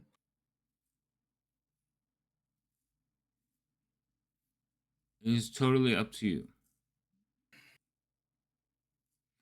But Norin is closing drawers and basically, I got okay, it. I'm just gonna leave. I'm just gonna leave it. Nah, there's no point in stealing anything else from here. We're only doing what we need to get. So Okay. I'm not that kind of thief that would just basically steal as much shit as possible before. You're focused oriented. I love it. Yeah. All right. So you two have the piece of paper. You close the drawer, close everything. You set the keys. I open the door to the. I open the door to the bedroom. See the warden. She's still sleeping. Yes, she is Okay. snoring happily. I put the keys to the side, where she can easily see them. Like on her dresser. Yeah. Okay, that's fine. And then I head off with Norin. All right, you guys descend the 120-foot staircase that leads up to this chamber, back down to the barracks. You get to the barracks, and you kind of see people like look over, but don't really pay attention to you because you don't even have to leave the stairs. You just kind of spiral down past them. You eventually end it up into the hub again. Again, not too many people looking over at you. Nothing's been going on. Some nod at you, Baron. Some give Norin like weird looks. I'm And then still you. invisible. Oh, that's right. You're still invisible. Hmm. Okay, I did forget that part. Sorry. So yeah, you will just you, Baron. You just travel down. You kind of know he's behind you only because every now and then he'll breathe on you. Baron, if you don't stop breathing down my neck, there's going to be 2 unconscious people in this tower. I take a couple silent steps to the side of him and I go, "What do you mean? I'm over here."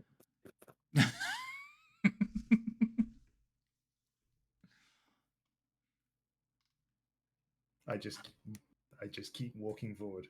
All right. So where are you guys headed? To the hospital. All right. So because he's invisible and because you're a guard, you'll get most of the way there until you go to leave the surveillance hub. And then somebody's going to be like, "Hey, where are you going?"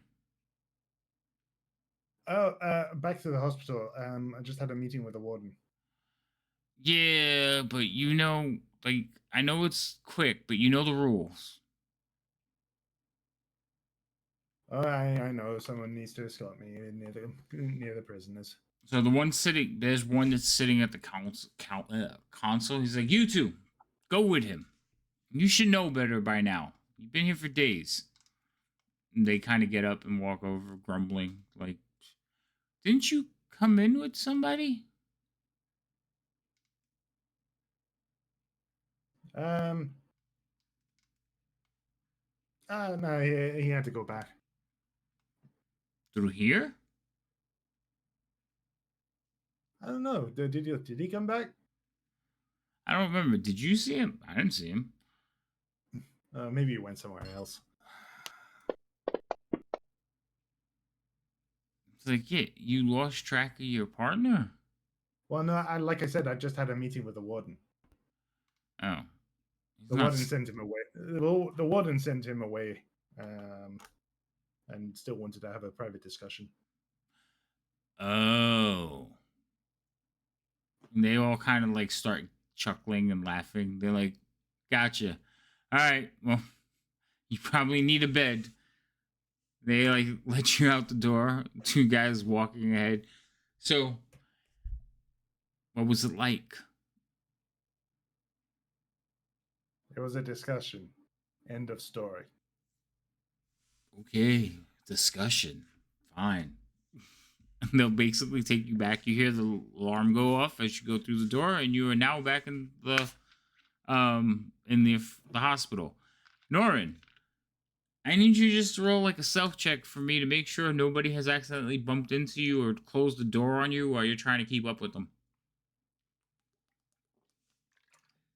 Do I still have advantage from being invisible? Mm-hmm.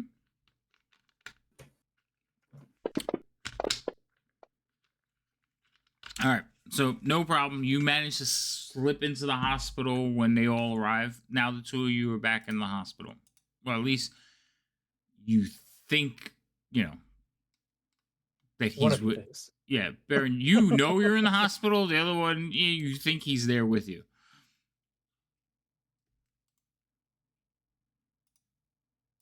Have the other guards left?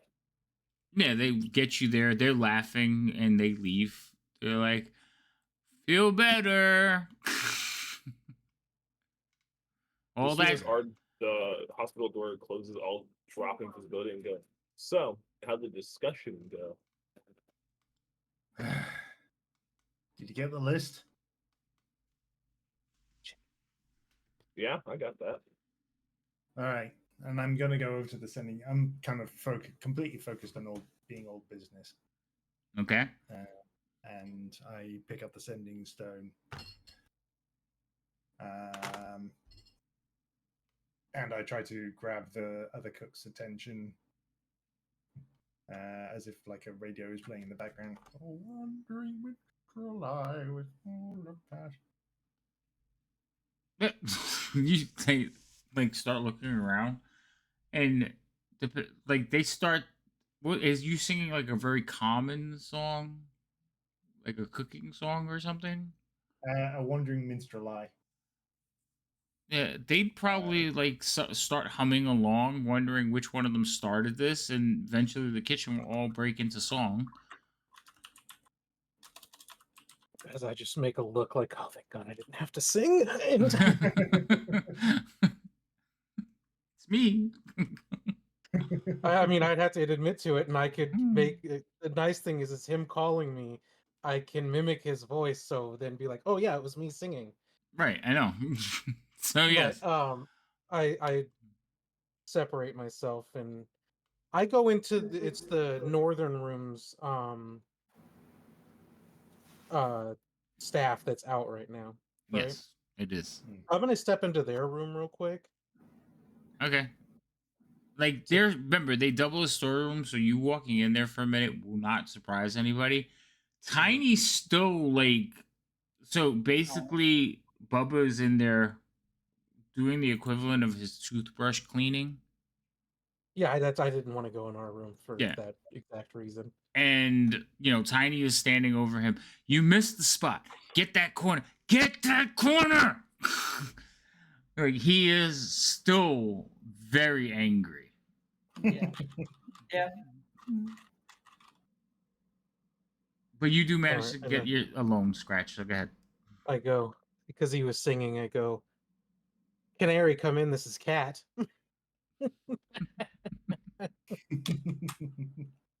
I say, list has been obtained. Drop the cracker in the meal. Okie dokie. And then I will wait for whenever the next meal is, and I'll just be like, once it's time to deliver, I will be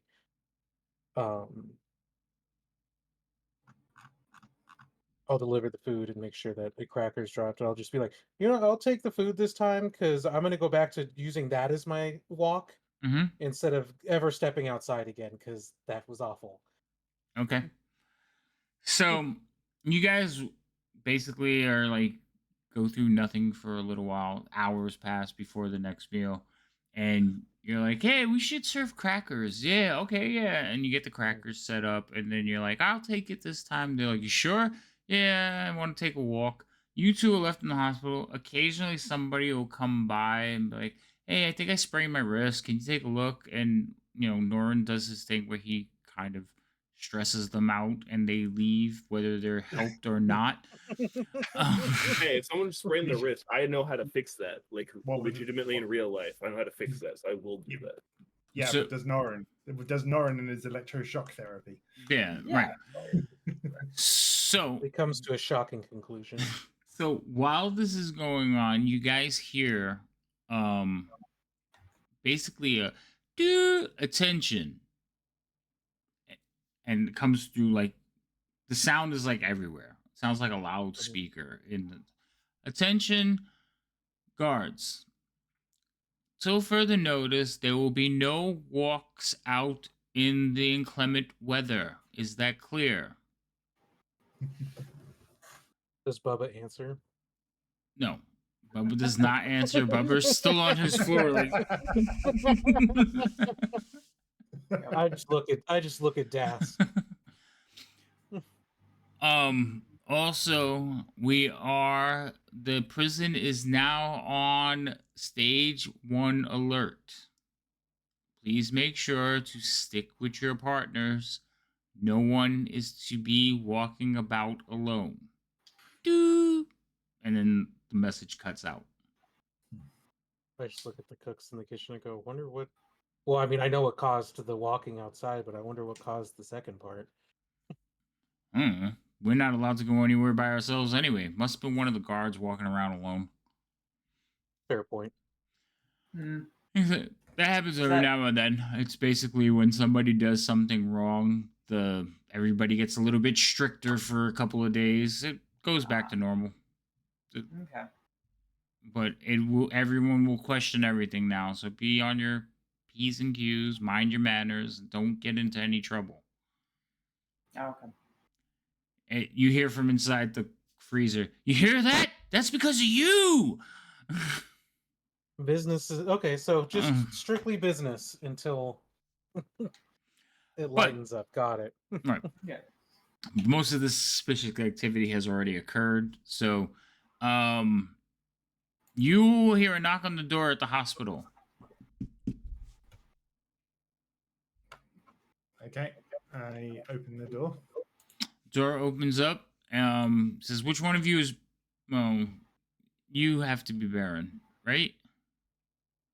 Hey, Here. There's a folded up piece of paper. okay. Thanks. I open up the paper. So in the paper it says, Baron, I am well unaware of what has transpired between us. I do apologize. Thank you for the drinks. The warden.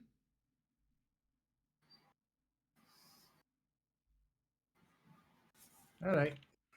P.S. If you have something for a headache, I'd really love it. Thank you. And he's standing All there. right. The guy who gave you the note is just standing there looking like.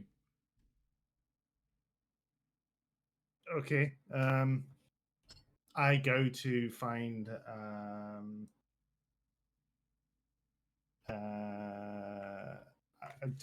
I go to one of the medicine cabinets and try to find a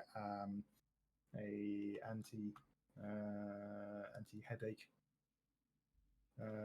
medicine. Give Is it. there such a thing exists? Yeah, they either the antitoxin or mild like healing potion, something along those lines. But Yeah. if you just give her some concoction to knock her out, that probably work just as well. So the guard that gave you the note will take it, kind of nod at you, and he'll turn around to his buddy and be like, "Let's go." Oh, and tell her to make sure to drink lots of water and avoid fatty and spicy foods.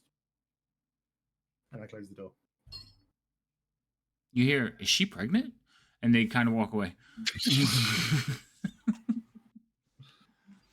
So we just say no. It's just what they always say: avoid fatty and spicy foods for everything. Yeah, they do. Okay, so they'll leave. You will notice that yes, everything seems to be a little bit stricter. They need to make sure when the guards show up, scratch. There are 4 of them. They will bring you, take you around, kind of. They I just go jokingly around at the door because I don't know the reason for the thing. I'm like, all of you for me today? Aw. Yeah, I don't know what happened. You recognize like 2 of them. Like, yeah, we don't know what's going on. Somebody, the ward, I don't know. I guess somebody got caught walking out of the warden's office by themselves. There's somebody missing. They don't know. They don't want to say who it is. So, yeah. And I guess somebody got frostbite and died out by the docks. Oh, the frostbite. No, nobody died from the frostbite. One of the cooks went on a walk with some guards and just tiny bit of frostbite. That was the reason for the walking outside. Not like anyone did it anyways.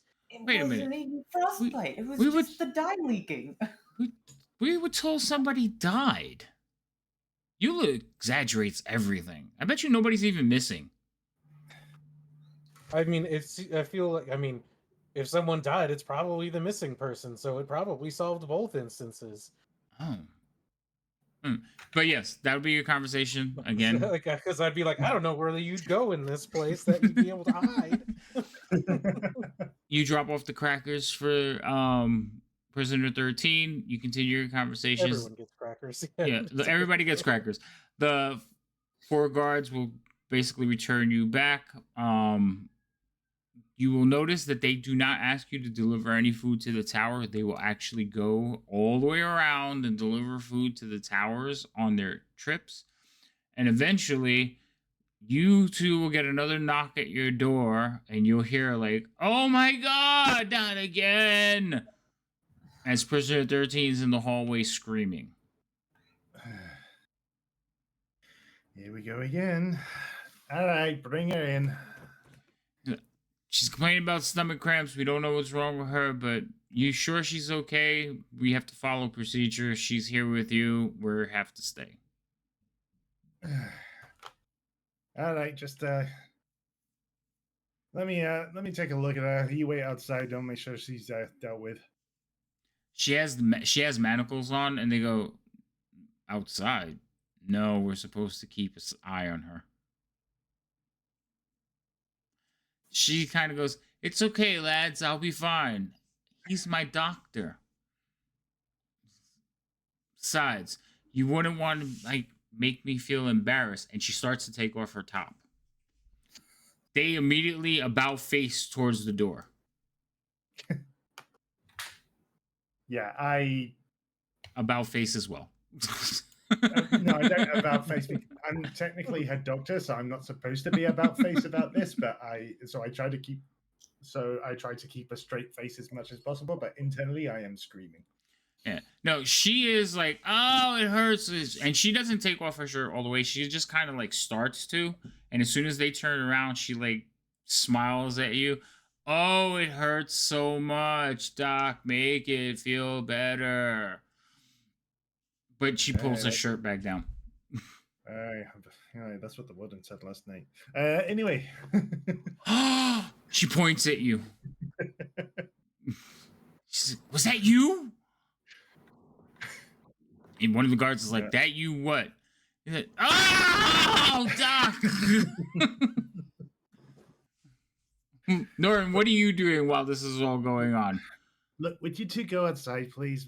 This is gonna take a bit. We can't do that. We need to keep. We're supposed to be keeping an eye on her. Can you hurry up so we can put her, so she can put her shirt back on? Oh, Doc, the pain is lower. Maybe I should take off my pants. We'll wait outside.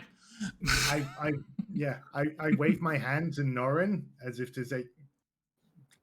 I'm saying, give me the list, give me the list, give me the list. Yeah, I've been copying it over to an empty, so like a couple of empty papers out of my book, so that way I can keep my book. Okay. Right. All right. So you copy it. Yeah, you had plenty of time to do that. So you put it on a small piece of paper. She starts talking about taking off her pants, and the guards are like, "We'll wait outside." And you hear they shuffle out into the hallway. She laughs and says, "I thought they would never leave." She's like, what do you got for me? Ow! Oh, agony, agony. I take the list and I say, you wanted a list? Yes. You got your list. Wait, what's this? I expected the ledger. And she kind of holds up the piece of paper and like flips it over and looks at it. Is it? Oh. Who did this? Who copied this? I did, word for word. With the dead eyes? That's who you trusted to copy this? She like holds it up to the light again. She says, I told you I needed the book to read. This won't do. I'm sorry. I can't give you the key. Oh no! Come on, you made a what? Why do you need the book? I'm just joshing you. Relax. She says, I was gonna say your stay here was about to become a lot more permanent. Don't you threaten me, dead eyes. All right, give me a moment. Man. A little privacy, yes. All right. So she basically turns and walks to the other end away from you two. And like she starts reading the list out loud. She's like, And she gets the particular name and pauses at it. And she says, "That's the one." She says, "All right, you know what to do." Uh huh. Yes. I will be. Yeah. Perfect. And she turns around, looks, she says, "Well, you did good. Here you go." And she like extends her arm towards you. What is this? You wanted the key. Well, there you go. Cut her arm off. That You- whole tattoo's your key? Yeah. If you don't Huh. want it, I'll take it. Wait, are you saying we have to cut off your arm in order to take this, or? You can. You will both be dead before you get your blades out. No. Copy it. It's a rune, you fools. How did you pull manage out to my get the book. list? Magic. Yeah, we all have a little bit of magic.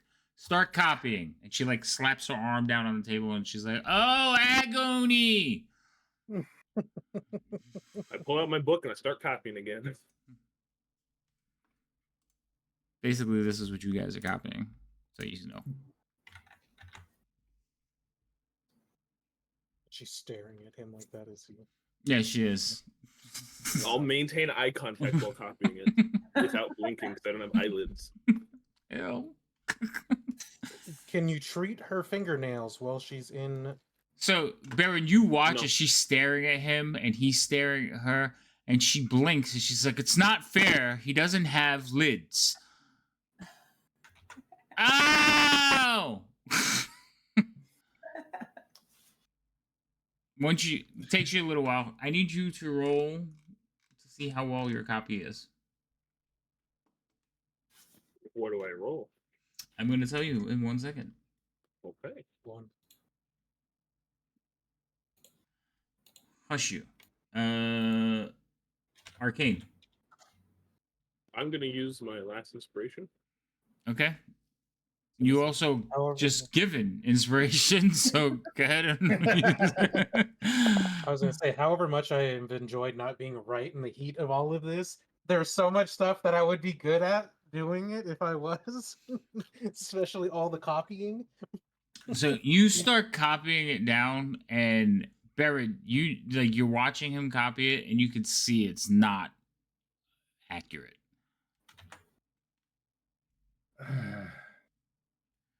She even like looks up and she says, "Yeah, that's not." Let me have it. Oh, Let me have a try. Okay, I'm going to try copying it this time. Ow, Doc, it hurts. Okay, but I'm also gonna cast guidance on myself. Okay. I probably could have cast it on Norn, but I only just remembered that I've got that cantrip. All right. So, better, you also have inspiration. Okay, I will use inspiration. You also give it another one. So, yeah, Dask is very quick with the inspiration typing. All right. So you are also going to roll arcane. So you have inspiration. So you have it with advantage, and you can roll a d4 for guidance. Yeah. So roll a d4 first, and we can add that. Okay. Oh, that's a 1. Yeah. All right. I'm not very good with Arcana. Oh my god, you guys rolled the same exact number. It looks more like you copied his. And she's just like looking at it and she's seriously? Hold on, I have an idea. What's that? I'm gonna cast minor illusion over the top of the paper and then just trace it from the minor illusion. That'll work.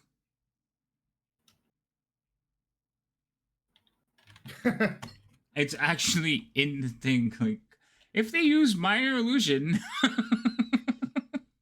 Is it really? That's funny. I thought that was hilarious. All right. So you can copy it. You still have to roll, but DC has just dropped because you're using minor illusion. So roll an arcane check. You still have inspiration if you want it. Yeah, I'm gonna use it. Do you want to hit him with his guidance? Yes, give him guidance. All right. So roll a d4, or you can roll it after. No problem. Both of them pass. All right. So you like basically create a mind. You're looking at it. You create a minor illusion on the piece of paper, and then you start tracing it. She watches. Now you're learning. Ow! Ow! Guards! Ow! Ow! It hurts so much, Doc. Not guards, Doc. You eventually. It takes you about 10 minutes. You get like the whole thing done. She like looks at it and she's great. Thank you so much. Here, you might want to eat this. And she hands you a piece. She hands you back the paper, Benerin. Like, I've already committed it to memory. Much appreciated. Guards, I'd like to go back to my cell now. You see the two guards come back in. One of them like peeks in, like holding his hands. Like, is she decent? Yes. Yeah, we just had to put a shot in the rear end, but that's it. Yeah, and it hurts so much. You want to see? No! Just come on. And they kind of like lead her back out of the room. She Tell looks the back cooks at to you. be careful what she eats. She has an allergy. Shit. She like looks at you when you say that. Like, why would you? They're like, all right, I'll give come her a on, smile. come on, 13. She's like, well played, Dead Eyes. And she like walks out with the two guards. And they close the door. After this, for the most part, there's nothing left for you guys to do except either wait for the boat to leave or summon. But since nobody's allowed to go outside for like no reason, you'll probably be waiting for the next boat so you can leave. Yeah. We're Yeah, gonna work pretty our much. jobs like good employees. Yes. So you continue to do your job like good employees. You managed to Yes. make it without incident for the last few days, and you eventually put back on the boat. Tiny will be sad to see you go, Scratch. You turned out to be his favorite. Benerin, you and the warden basically have a few more conversations about improving prison morale and betterment of the prisoners and guards alike, but she keeps it very professional. You notice that Tiny's like disposition gets a little bit happier, and they seem to be spending a lot more time together. Aw. Bubba tells you all that he's now betrothed Ooh. to good for him. Ingrid, and for the most part, like things continue on in the prison like they were before you arrived, and you managed to leave and get back um to present the key to Clan Axebreaker. I almost forgot their name. Clan Axebreaker.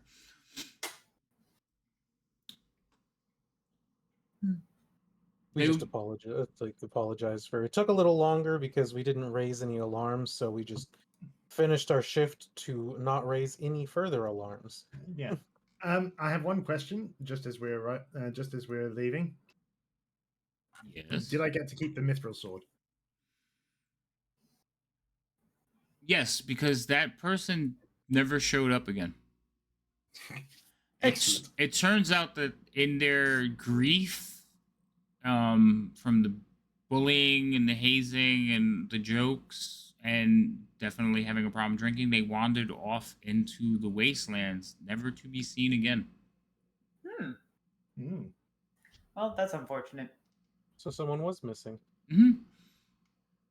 Yes, so you can keep the sword. It is a long sword.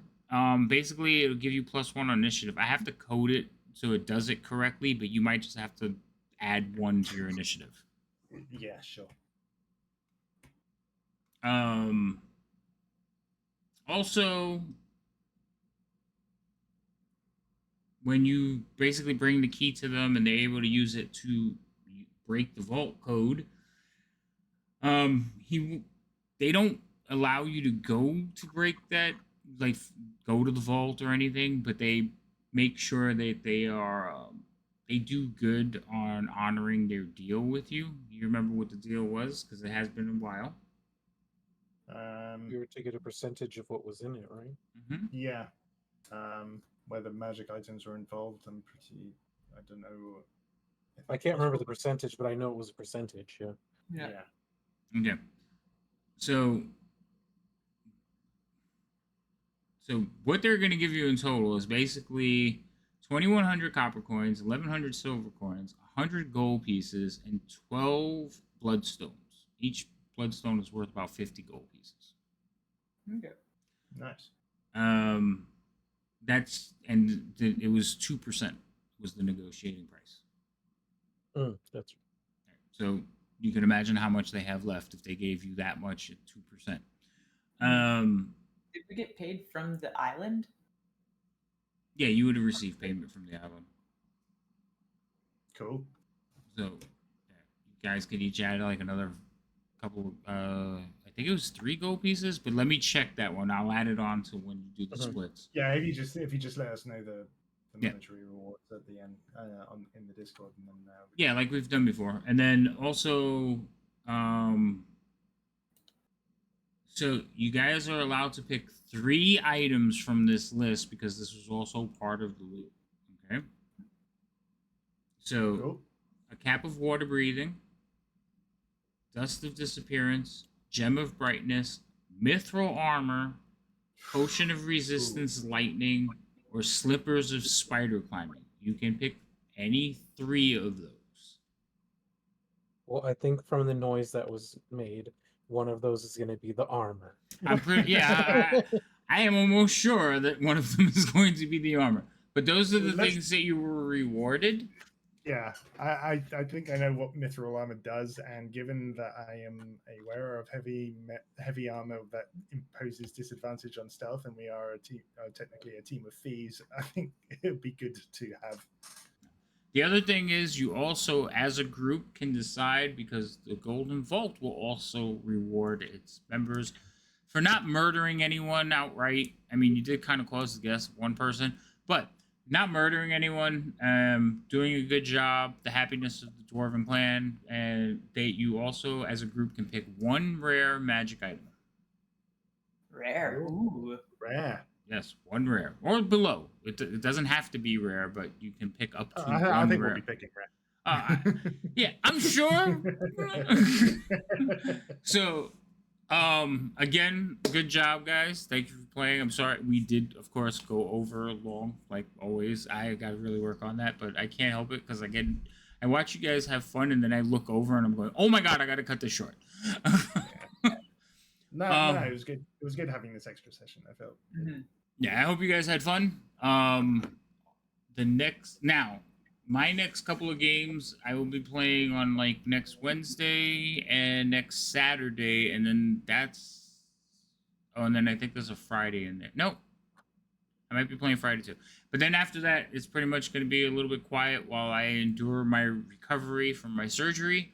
Hopefully it won't be too long, but then we'll pick back up. So, there's going to be a little bit of hiatus for me. I'll probably be going dark for a while, but I want you guys to know that as soon as I get back, I'll let you know. So maybe we can pick up some more games.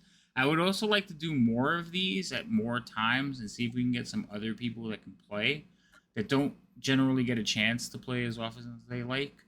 So if you know anybody, bring them by, send them to the Discord. Get it. Let's get it. I generally like to see as many people play as possible. So I do enjoy DMing, and I do enjoy playing with new people. What'd you say? I was just gonna say we don't have to be the group that plays all the time. We're just happen to be the ones that sign up. Right. So if it can't get multiple, we can put other people in. Right. Also, I also have no problem playing. Like, I have like access to all the anthology books. So there's Candlekeep Mysteries. There's this one. There's Salt Marsh. Witchlight. Those are all anthology books. Yawning Portal. Now, are they one shots? Not necessarily. I do have hundreds of one shots that can be run in about 4 or 5 hours. But the way I DM, generally 4 or 5 hours becomes like 9. So I can break them up into sessions, but the anthologies are usually meant to be more than one session. Like the Yawning Portal ones, those are meant to be like a couple of weeks. So, we'll see. But like, and if there's ones that you guys want to play, don't hesitate, man. I'll find it and play it if everybody's gonna have fun with it. So just keep that in mind. And that goes for everybody watching. Like, come to the Discord. You want to play a game? Chances are you can find one. Um, other than that, thank you for coming by, everybody. The redeems, even though some of them, a lot of them are from Weasel. Weasel, I'm gonna have to ban you. um, would you guys like to plug anything before we go? Baron, I think you like you. I know you're still doing your streams. Well, no, I'm not doing Dungeons and Dinglings anymore, sadly, because that has gone on an indefinite hiatus. I sometimes stream. I haven't streamed for a while. I don't. I tend to stream whenever I feel like it. But right now, the main thing that I'm kind of working on is this stage production that I am part of for of doing a performance of The Gondoliers by Gilbert and Sullivan. And like I said last night, if there is an opportunity to record it, maybe I'll play it. Maybe I'll play it on stream. That'd be cool. Let me know because Yeah. like we can maybe we could do like a Discord viewing or something. That'd be cool. Yeah, but that's not until February next year, so We got time to plan it. I'll be back by then, hopefully. Dask, I know you said something about you were playing somewhere. Goblets. Yeah, Goblets and Warlocks. He runs a few campaigns. He runs 3 throughout the week. I think including the one that we're about to start a week tomorrow. I'll be in the Monday game, along with a few other awesome people. So, yeah, That's this one. if you have time, come watch us. I think that's the right link. It should be. And, yep. Rhino, I'm not. He when he finally one day. So all these people also, if they stream, if they go live, generally my channel will like alert you. So if you're on the Discord, you will be alerted when any of them like start going live. That's how I know they're not doing it, and I get sad because I don't have anybody to watch. Norin. I have a thing to plug actually. Even though Thanks. I'm not a part of it, you should watch Gilded Blades on Thursday. Nah. At the D20 Enclave. Maybe it might be a fun time. It is fun. I play in that one, so I appreciate the plug. And Jay, Norin's better half, is also in there. She is the DM extraordinaire. I think I spelled this correctly. I hear there's some really excellent storytelling. They are. It's a very RP heavy campaign, and it's a lot of fun. But it is coming up to the last episode. Now they do play on Fridays as well, but I think everybody like Dorn, Jay, and myself we're not involved with Friday, but the DM who runs the channel is there, and it's a really good group. It just conflicts with my Friday game, so I don't get to watch it as often as I would like.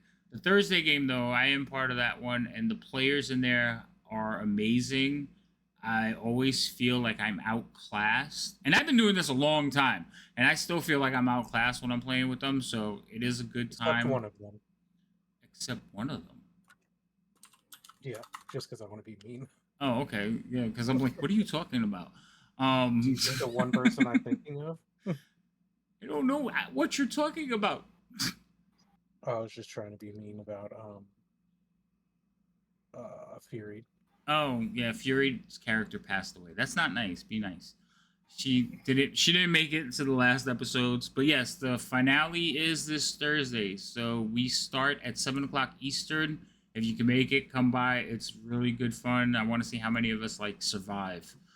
But other than that, I have a number I'm thinking of for how many I hope survive, but I might be biased.